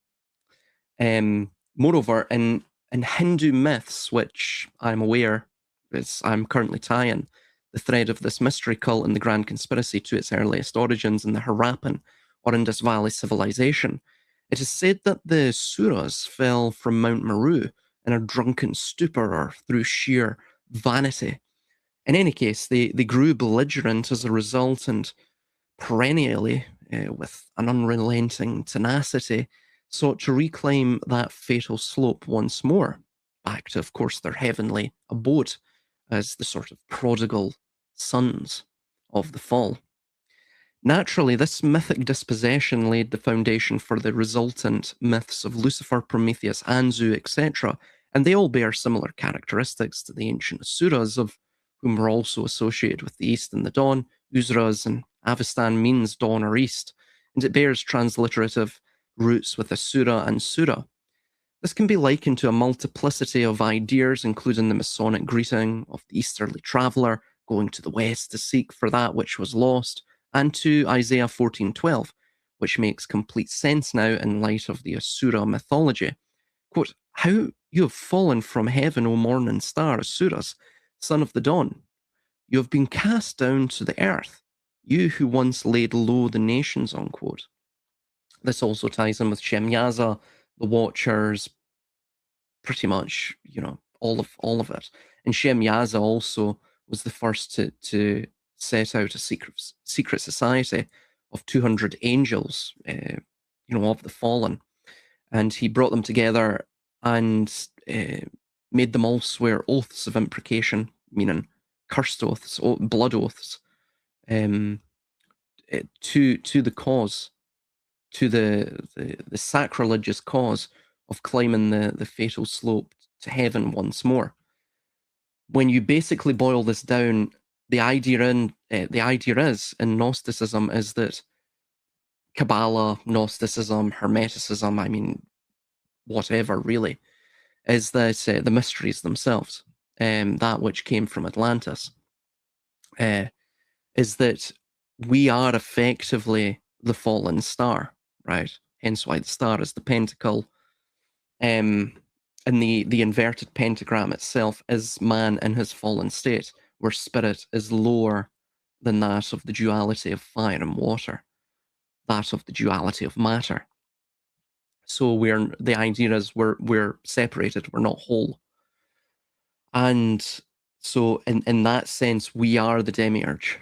We are Yaldabaoth. We are the Asuras. We are Lucifer. We are Prometheus. We are the serpent in the garden, right? To them as well, we are also God. There's a sort of monism behind all of this. So on the mountain notion, of which El Shaddai derives from the older Akkadian Bel Shadesh, or the Lord of, quite literally the Lord of the mountain, or the God of the mountain, when it got to El Shaddai, we would find them seeking their abode in the lowly mountains of the periphery of their fallen dwelling of earth, as it would be their substitute for Meru until such time they could reascend its fatal slope.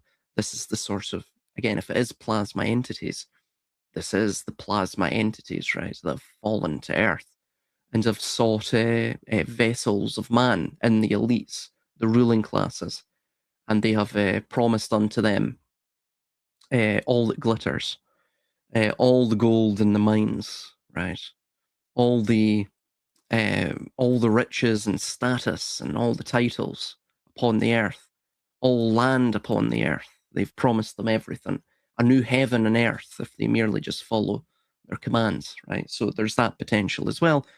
Or, of course, this is also found in the archetype of the Lord of the Earth, which suspiciously is cross-cultural. By cross-cultural, I mean it's pretty much found in every single culture known to man. There are a few notable exceptions, but only a very, very few. So, as is stated in Deuteronomy 33:2, referring to Yahweh and his inseparable connection to the mountain, the Lord came from Mount Sinai and dawned over them from Seir. There's the dawn again, right, from the east. In Hebrew, by the way, Seir means hairy goat, which is like the devil or Baphomet. He shone forth from Mount Paran. He came with myriads of holy ones, Asuras, Elohim, a fallen host, ergo Yahweh Zeviot, which would later become the transliterated Sabazios and Sabaoth. That also became the sort of synonymous and syncretized Attis, who was the consort of Cybele, who became the Magna Mater in Rome. And by the way, all of these cults are they're connected to transgenderism or transvestites and sort of decadence and debauchery and decay, as we see, for example, the Gali or Galu priest class. That was also a category of demons in Acadia. Anyway, so yeah, and this goes all the way to Bacchus and Dionysus, who were most likely foreign infiltrating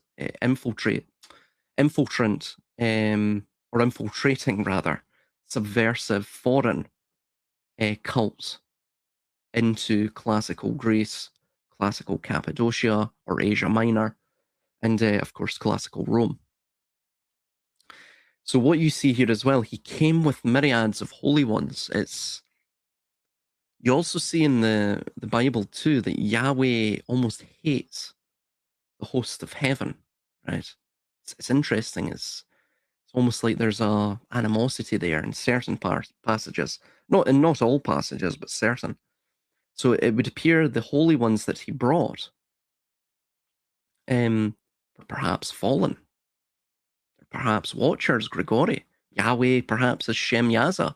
Shem Yaza itself is merely a sort of descriptor. It's an epithet, actually, an appellation, and from Hebrew it means the one who stares at heaven, quite literally, So again, you're like that Oscar Wilde quote, the one who is in the gutter but staring at the stars. So this is Shem Yaza. This is Yahweh, right? This is Yahweh. So both Sanskrit Asura and Avestan Ahura derive from the common Proto-Indo-Aryan root, Asura meaning Lord or mighty. Hence, we now worship the Lord as opposed to God, and recall as well that in the Shema prayer, it is stated that Adonai Eloheinu, or the Lord is God. Indeed, if the Lord were God, then why not simply refer to him as such? Why insist on using a subordinate ducal title rather than a kingly one? And moreover as well, there's certain lexicographers, that state that the Sanskrit Asura, when it went westward, of course in Zoroastrianism, the Devas and the Asuras got flipped around and inverted. The Asuras became the good ones, or the Ahuras rather, became the good ones, the benevolent class of deities, and the Devas became the demonic class of deities. Very interesting. Almost satanic or adversarial, you could say, right? And then it went ever further westward into West Asia, or what we would know as the Eastern Mediterranean, the Levant, Mesopotamia, and then the Semitic peoples eventually turned that into Yahura, and then that got abbreviated into Yahoo, and then eventually that got altered with pronunciation into Yahweh. The reason for that is because the Heliopolis, which was the Greek version of the ancient Egyptian, it was the Greek transliteration, or the Greek name of the ancient Egyptian city Yawen, right?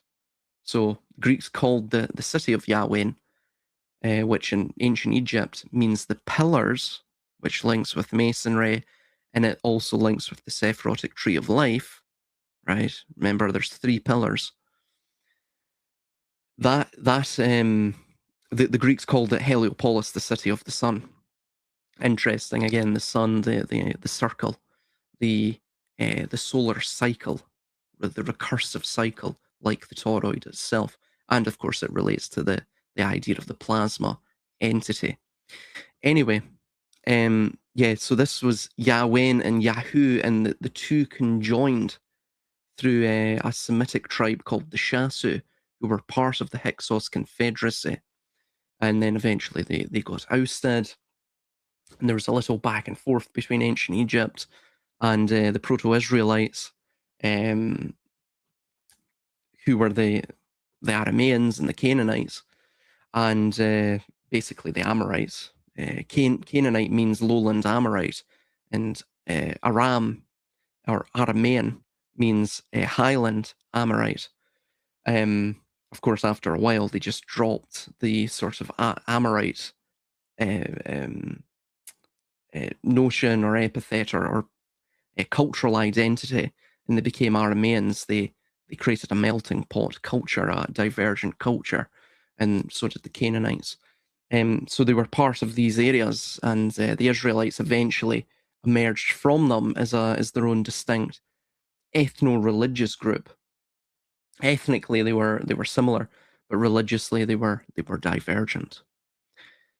Anyway, regarding the Jacob's Pillow Stone, the Stone of Destiny, Stone of Scone, the original of which, the one in Britain, is most definitely not, was said to be akin to a meteoric betulous stone and was most likely dark grey or black in colour, akin to the Kaaba, or the cube stone in Mecca.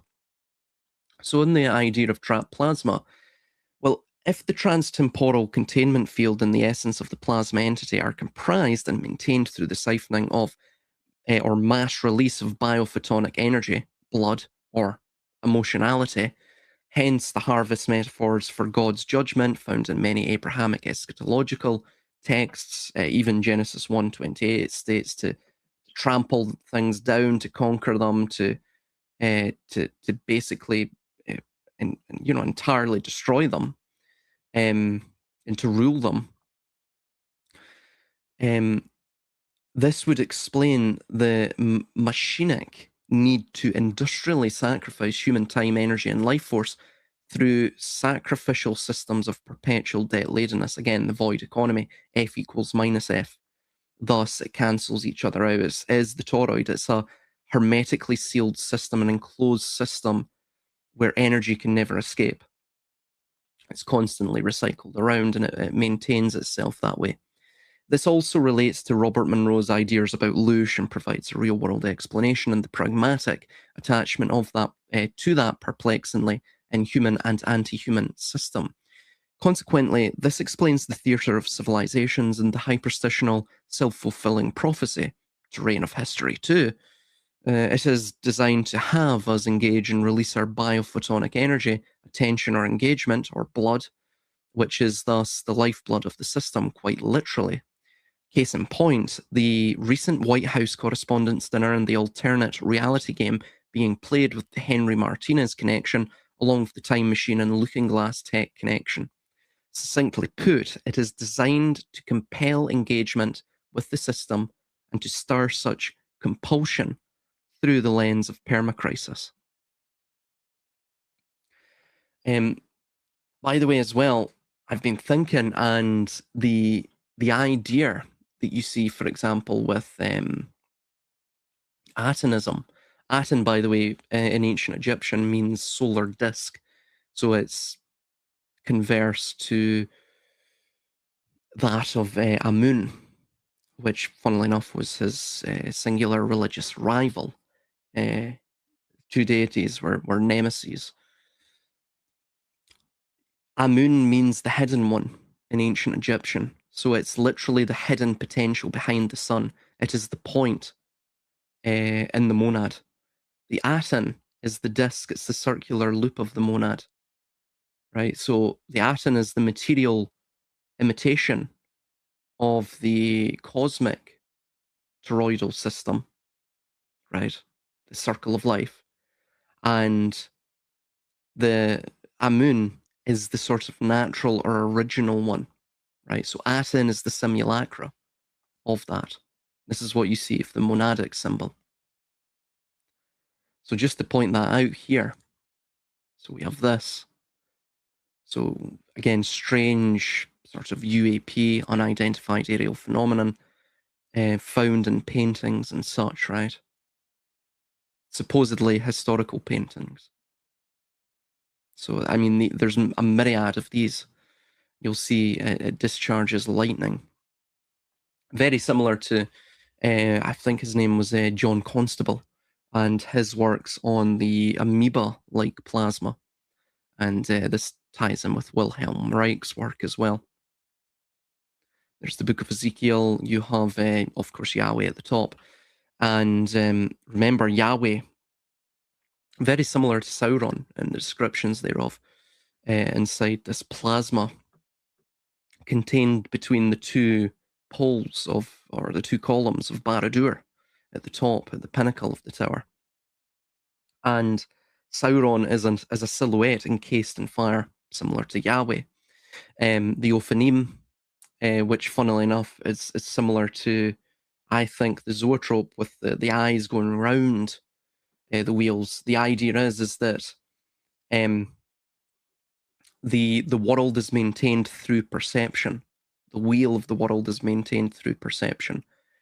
And it's maintained vis-a-vis pure confoundment, sort of four-dimensionally, if you will, right? Relating to confoundment. You see the same thing with the seraphim, but that relates to the fiery serpent. That quite literally means a fiery serpent, and it relates to the idea of Thuban or Draco. We may get into that here. We might not really have time because this has already went on long enough, this video. But so yes, the wheels of perception, right? The empire of spectacle. It is the subject of the mind that maintains the objective reality itself, at least from the human level. And so the idea is that the paint is that instrument or that object which perceives and confines the potentiality that's discharged onto the canvas, right? So the idea is, on the canvas, you can create anything you want, but the paint itself has to perceive it, right? And the paint eventually itself becomes that which will eventually dictate what that potential is narrowed to. So this is the distinction you see in transcendental idealism, mentioned by Hegel, Kant, et al., and a la the idea of this notion of the dichotomy between the objective reality and the subjective of the mind, or the subjective reality. This is also found, as well as we see with Kabbalah, in the quote quote mystery of the eye. So the iris, the rainbow, is the the refraction of light, which divides it into color, into the spectrum of color potentials, right? So it narrows the potentiality of it within a band of color. And of course, the white light contains all of that as a sort of monadic pleroma, a fullness of the thing.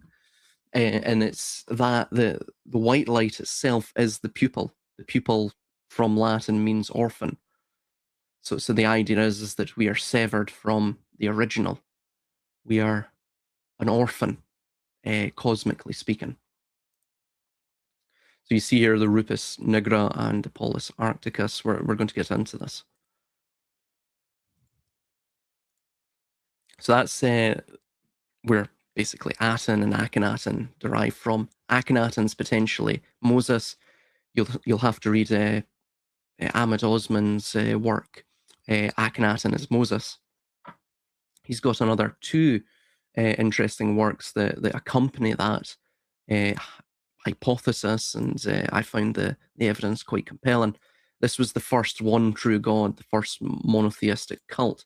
Aten, of course, an ancient Egyptian. That T could be, when it got transliterated into Hebrew, because Hebrew has a lot of ancient Egyptian loanwords, and I have a set of notes where it counts at least 300 loanwords in Hebrew from ancient Egyptian. But typically when they transliterate it, the T becomes a D, so Aten becomes Aden, that later morphs into Adon, and then of course we get the majestic plural of Adonai. So that's where that came from. So this is the trapped plasma, right? So if we treat the string of digits at Henry Ma or Martinez 795618893, that's the Twitter handle, as a cipher for geographic coordinates, there are a few standard ways to parse it. We're only going to look at one way. So as you can see at the top left, this is where it's going to point to. But anyway, we'll go through this.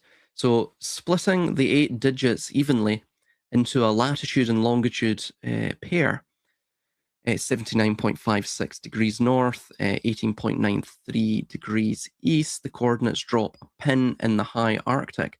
The exact coordinate points to the eastern coast of the Spitsbergen, the largest island of the Svalbard archipelago in Norway.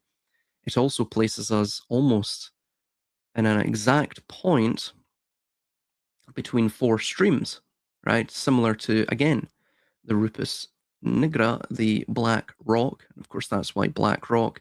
The asset managers are named as such.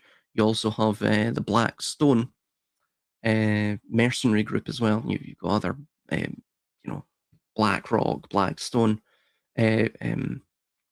connections and sort of symbolic connections with corporate naming.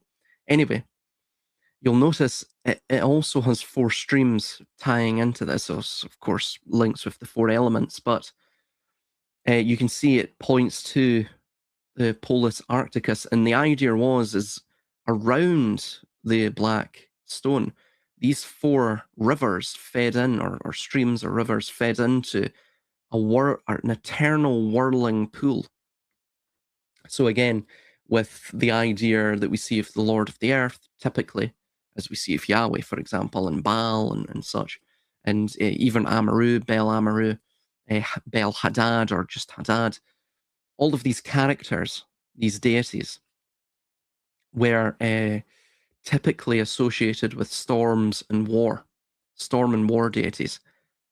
We can see here the storm is associated with plasma, it's associated with electromagnetism, and interestingly, it's associated with time, right? So it's associated with the temporal. Therefore, the temporal dimension is the thing which effectively defines Earth, defines the earthly realm, dimensionally speaking.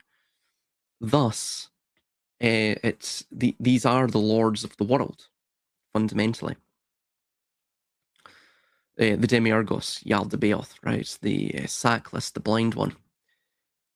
So Svalbard is one of the most geopolitically significant and heavily monitored regions on Earth. Most notably, it is the home of the Svalbard Global Seed Vault, the ultimate literal doomsday bunker designed to survive global catastrophes, asteroid strikes and climate collapse. So it, of course, fits perfectly into the potential architectural objectives of the ballroom or Baal room, right? Because remember, the ballroom has two sections. One is basically a subterranean city, has its own hospital and logistical systems down there, and what have you. And the one at the top is that of the ballroom, right? The guys, which of course is shaped like Solomon's temple, interestingly. Anyway, that's the sort of meta vernacular that is being pointed to here. Conversely, if we read the entire string as a single latitude, measurement in degrees, minutes, and seconds, it creates a ring around the extreme top of the globe. The point is located near the interior glaciers of Dixon Land, north of the main settlement of Longyearbyen. So this line of latitude cuts directly through the high Arctic ice shelves, northern Greenland, the Svalbard archipelago, and crucially, right through the southern tip of the Franz Josef land archipelago, which is the exact island chain containing Zemlya, Georgia. So in short, it points to the Rupus Nigra, the black rock, as we see from Mercator's maps of the 16th century. So if we are treating this thought experiment as an overarching, centuries-long operation, right, the building of the new Atlantis, if you will, then all these Arctic coordinates, plasma technologies, and magnetic anomalies do indeed point directly to the center of the North Pole. However, is this just part of the alternate reality game? Is it designed to be breadcrumbs, to be found so that we, the masses, the Hansel and Gretels of the masses, can be led down the garden path and into, of course, the clutches of the evil witch, to be trapped in our evil lair? So regarding Mercator's magnetic mountain, in ancient and medieval geography, both before the Arctic was physically explored, it was widely believed that the exact geographic North Pole stood a massive 33-mile wide mountain of pure black magnetic rock. The most famous depiction of the Rupus Nigra is on the Gerardus Mercator's 1595 map of the Arctic, the Septentrionalium Terrarium Descriptio, septum from the Latin, meaning seven, and triones, again from the Latin, generally understood to mean plough oxen, thus relating to the 7 stars of the Big Dipper, plough or Ursa Major, or the Great Bear. So he drew the North Pole not as an ice cap, but as a giant black stone surrounded by a massive whirlpool where the world's oceans drained into the hollow earth. Explorers needed to explain why compass needles always pointed north. Thus, the logical conclusion in the 16th century was that a colossal lodestone, a magnetic rock, must sit at the top of the world, pulling the metal towards it. So let's bring the Rupus Nigra into the modern ballroom, we could call it the temporal integratron idea. So in light of Trump's calls for that and the extension, we can also relate it to Tesla's Warden Cliff Tower. So in addition to the White House bunker dome, potentially, the Warden Cliff Tower acted as a dielectric grounds, which is a structure meant to grip the Earth and broadcast or receive frequencies. So in esoteric lore, the Rupus nigra is not just a rock, it is the original natural integratron. It is the central axis or axis mundi of the Earth's magnetic field, the ultimate antenna, interacting directly with the atmospheric plasma, the auroras, and the shadow biosphere. This is probably what a lot of the pyramids were for as well, according to esoteric lore. For example, the Demon of the Echo, was it Joseph P. Farrell, his work with that. So, connecting this to Svalbard, this decoding, if we could call it that, this analysis of the bot's handle, of course, points to Svalbard, right? It makes sense here with the sort of looking glass technology and plasma. Again, is it meant to lead us down this garden path? Is that just merely an ARG to socially prime us with this idea for potentially its use in a fake alien invasion, and who knows, right? So to take it in another sort of model or avenue of explanation, we may say that Svalbard is one of the closest habitable landmasses to the North Pole. So if an elite Ben Salem faction, a Kabbalistic faction seeking mass conflagration to sort of reclaim the Atlantean Empire of old, if they were building a doomsday vault or a massive radar array like Escat, or seeking to metaphorically or metaphysically reascend Mount Meru like the fallen Asuras of old, then they would place it as close to the Rupus nigra's magnetic axis as physically possible, right? Or they would at least allude to it within their symbolism, which is, of course, what we see with this event. So the mythological narrative, that of the Black Cube and Saturn. So in deeper occult lore, the Black Stone at the center is a reoccurring archetype. It is often associated with the worship of Saturn, which generally relates to time, limitation, and material reality. It's frequently represented by a black cube, at least in sort of modern symbolic parlance as well. So if the elite are building a time machine, right, if they're trying to bend reality, for argument's sake, as suggested in, the ARG Psyop, or that of the extrapolated White House Correspondents' Dinner, or at least they're desirous of building, a sort of looking glass or quantum key, tapping into the magnetic North Pole, the literal axis on which the Earth spins and time is calculated, would be the ultimate symbolic goal, right? We're going to get back into Athanasius Kircher after this, and it'll tie into what we've been discussing here. So it would suggest that potentially the New Atlantis is trying to mechanically replicate or physically harness the magnetic and plasmic power of the black rock at the top of the world. So we see as well that this area is actually contained in, what is a protected area of Svalbard. So again, very, very interesting. It pointed to this place exactly. Why? Right? Is it all just part of creating this ARG, this effect? Who knows, right? So as Heraclitus wrote in fragment B64, quote, lightning lures all entities toward order. He also stated in fragment B3031, quote, this cosmos, the same for all, neither any god nor human has made, but it always was, is, and will be, an ever-living fire, plasma, kindling and extinguishing in measured rhythms. The pyrophylakia, right? Or, of course, the toroidal field, as we would know it today. Right? Again, all of this ties in. You also see the armillary sphere, which relates to the quantum, it blocks quantum sphere. This is all tied into plasma, tied into the Ophanim as well. We read of the Ophanim. This is from Ezekiel 1, verses 15 to 19. And Ophanim means, comes from the Hebrew for wheels, right? The plural for wheels. Quote, as I looked at the living creatures, I saw a wheel on the ground beside each creature with its four faces. This was the appearance and structure of the wheels. They sparkled like topaz, and all four looked alike. Each appeared to be made like a wheel intersecting a wheel.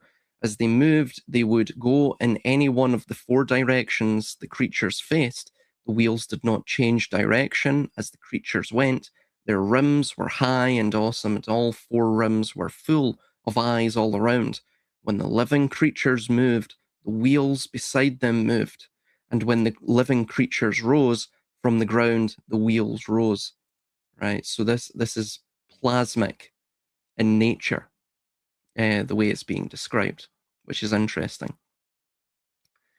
We also have this as well, again, back to the looking glass, the dead ufologists and plasma scientists that was being bandied about suspiciously by the mainstream media. So David Wilcox in this explains Project Looking Glass, and that was the FIFA trophy design in Trump's office. That's a layout of the proposed ballroom. So the executive residence, or rather the main building of the White House within the complex, is only 55,000 feet squared. This is 90,000 feet squared, and that's just the above ground section. That doesn't account for obviously the below ground sections and basically the subterranean city that will exist there. So again, what the hell is going on here?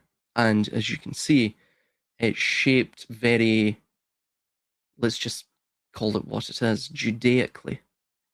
It looks extremely Judaic. I don't know how else to describe it.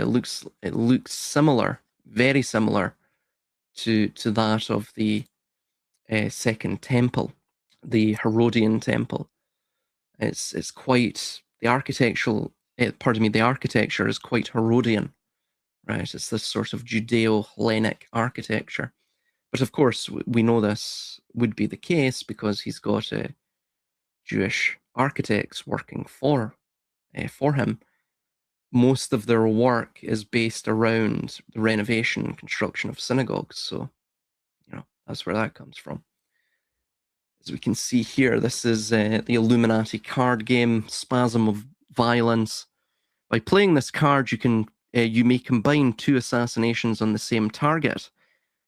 Interesting. We're on the third assassination now.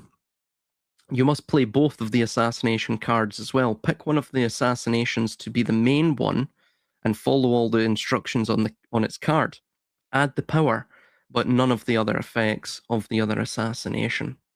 Interesting. So as you can see, it's almost the same venue that this is occurring. And it's interesting. We see the wine as well being shot there because there was a lot of theft of the wine. I think it was around about $76,000 that was spent just on the wine for that, White House Correspondents' Dinner. And the media, the moral arbiters and upstanding members of society that they are, were using the sort of commotion to steal the wine. Full bottles of wine underneath their arm, just running out of the building with them. And here's another meme that was floating about in 2016, but of course now has been doing the rounds for obvious reasons. Donald Trump in 1980 stated, quote, "Why do time travelers keep trying to kill me? I'm just a realtor." Interesting. Some serious predictive programming here, right? All the way back to 1980. So that's 46 years ago. Almost half a century ago. So as we can see there, there's the pareidolia art and Cole Allen. We can now go into tying this in with what Athanasius Kircher and Bartholomew of Parma mentioned with the mundus subterraneus. So in Kircher's model, the surface of the earth is merely the skin of the organism. You could think of it like a fungus, right? It's the outer layer. I forget what they call it now, but it's the mycelium skin. So it's subject to weather, plagues, and cosmic radiation. The true power and stability lie in the deep, in the chthonic realms. This is why they venerate the idea, or the archetype at least, of Saturn or Cronus. These are chthonic deities. This is why, of course, they construct underground facilities as well, right? There's also a sort of psycho-spiritual dimension to this too. So when the modern elite build doomsday bunkers or vaults in the Arctic or massive subterranean compounds, they are retreating into the mundus subterraneus. They are bypassing the vulnerable skin of the world to sit closer to the planetary engine. To recall our discourse that's now ongoing about the North Pole, of course, we've mentioned Thuban, I've mentioned that with Eros previously, and the invisible tower of the Earth's axis, the axis mundi. Bartholomew's worldview dictates that if the axis of the stars changes from Thuban to Polaris, and of course through the entirety of all seven, again, it's all seven, right? We have 7 planetary genii in classical astronomy. Saturn is the last one. And we have, of course, 7 pole stars. So this mires occult sciences with the numerology of 7. But it goes through 7 pole stars. Polaris and Thuban are next to one another. Thuban, of course, precedes the preceding Polaris. And so when that occurs, when these pole stars change, Bartholomew of Parma dictates that the internal subterranean architecture of the Earth must also violently shift to reflect that. So I think the idea that they're trying to sort of hatch in their mind is that if they can affect this world, they can affect the subterranean, the core of the Earth, the very makeup of the Earth, if you will, then they can actually, the microcosm can affect the macrocosm, right? They can control the system. They may be able to even transcend the system, transcend the bounds of it. So the grand unification of this idea is found in the celestial problem, right? So firstly, the Earth is trapped in the precessional wobble, the precessional cycle, ruled by the usurper star Polaris, having fallen away from the ancient dragon Thuban. This is the idea, of course, the serpent falling from heaven. So the idea is that from roughly 3900 BC to 1700 BC, Thuban, which in Arabic means the serpent, Alpha Draconis, part of the tail of the Draco constellation, the dragon constellation, that which coils around the Ursa Minor. Yet where is contained Polaris in its tail, interestingly. The idea with this is that the Atlantis occurred in this period, so they have to reclaim it, right? It's this idea of reclaiming ancient wisdom. That's what ultimately underpins all of this. So that's where you get the fallen serpent and all of this notion, right? The mark of Cain and the seed of Cain and all of this idea. So when it was knocked off the center and Polaris became the pole star, the dominant pole star, of course it fell from heaven. So the subterranean solution, so because as above, so below, the only way to fix the sky is to hack the earth. The tools being utilized for this would be like looking glass, of course, plasma technology, the modern elite construction of, for example, the Large Hadron Collider, the particle decelerator. It's a massive artificial vein of fire in the mundus subterraneus, right? It acts as an engine of sorts. They build the doomsday vaults in Svalbard, all over the world, to act as the grounding pins near the magnetic North Pole, perhaps, right? And they intend to use the subterranean fire to force a geomantic shift, clicking the heels, so to say, within the world of Oz. Oz in Hebrew means strength, by the way, relating to energy or power of the planet to stop the wobble, end the simulation of time, and realign the Earth with the ancient stars, thus refounding the new Atlantis or the New Jerusalem or the Ben Salem or Zion. So Kircher and Bartholomew did exactly what the author of the Zohar did, or the architects behind CERN, what they did, and of course what we're still doing to this day and will continue to do, most probably into the foreseeable future, is that they looked at the terrifying, incomprehensible forces of nature, volcanoes, earthquakes, shifting stars, quantum physics, and they built a magnificent, almost mythopoetic system to make it feel deliberate and meaningful, right? So this is what underpins even power itself and what maintains these secret societies within their sort of transgressive criminal fraternities.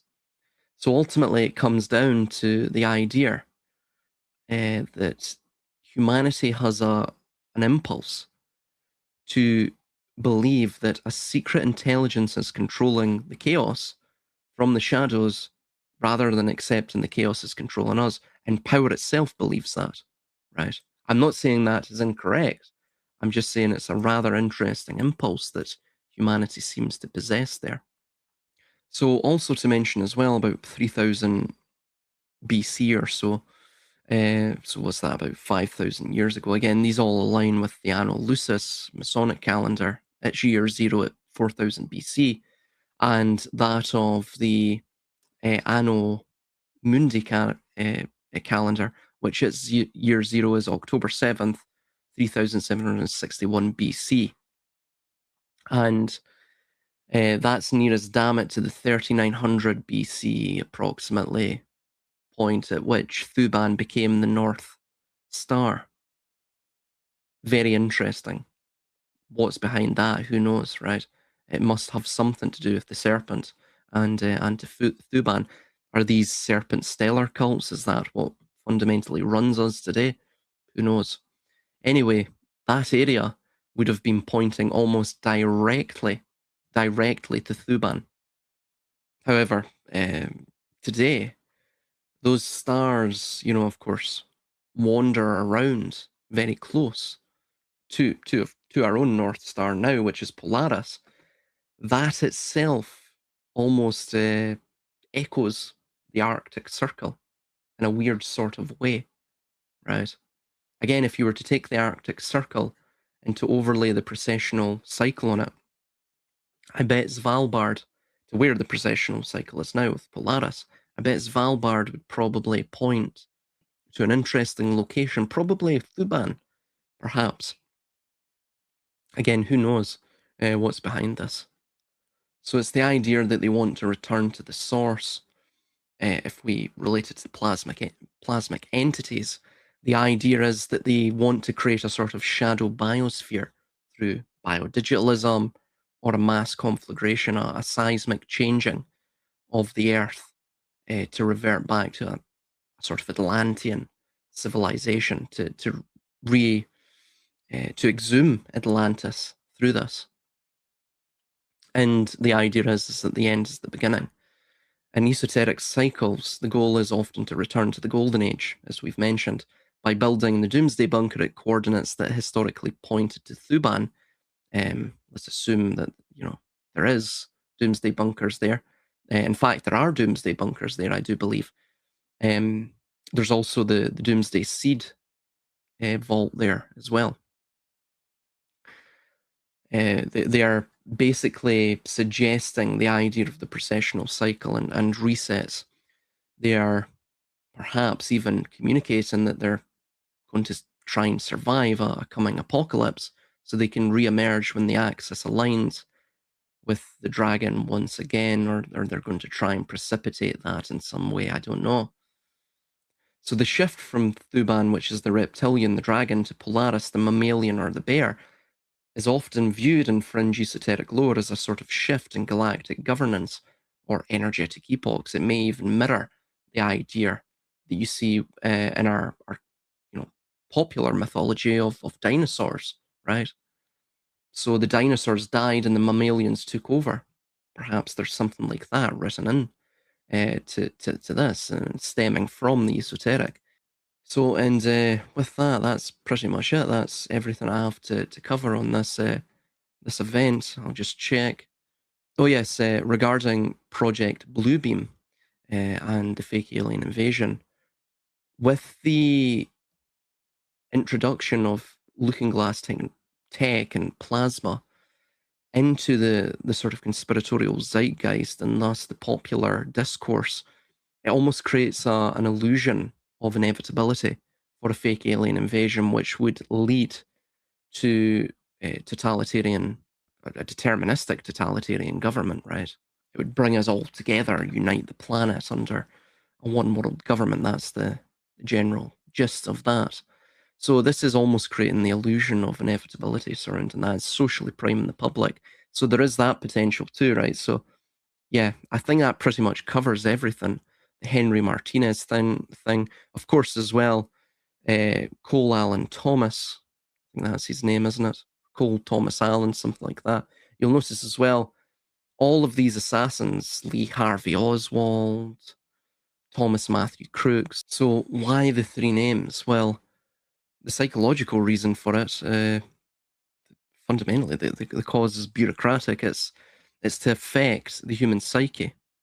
For instance, we have a sort of rhythm and finality to it. A three-part name has a distinct metric rhythm. It's often what's known as a dactyl or an anapest in poetry. So it sounds official, complete, almost irreversible. It sounds like a name read from a judgment scroll. And moreover as well, there's a loss of humanity. Most normal people go by two names, John Smith, or a nickname, Johnny. Using three names strips the individual of their causal humanity. They're no longer a person, they are an event. And they become a dark archetype, one that is siphoned and rather segregated from the normal population. And Cole Allen was also associated with NASA too, and a few other things as well. But so to conclude, if we look at this merely as an ARG, which I actually think it is, alternate reality game, phase one would be to prime the public with the idea that time is being managed. Looking Glass, EU Time Machine, linking this with Henry Martinez. How the hell did he know this in advance? He must be a time traveler, so on and so forth. Phase two, demonstrate timeline control through high-profile events that seem predicted. Trump, Martinez, all of this idea, as we've just mentioned. And then phase three, introduce the external other, which is UAPs, plasma tech, plasma entities, right? Holographic technology, essentially, to create a light show, the ultimate spectacle of the empire of spectacle. And yeah, so it's to secure perpetual management. It's like what power always wants, the perpetuation of power indefinitely and the centralization of all power unto itself. So yeah, I think that pretty much covers every single aspect of this. If I've missed anything out, just let me know. But yeah, that's pretty much it. So either the whole plasma looking glass tech is real, or this is just merely a ARG, an alternate reality game for the dissident population, and an overall staged and managed event for the normal population, a psyop.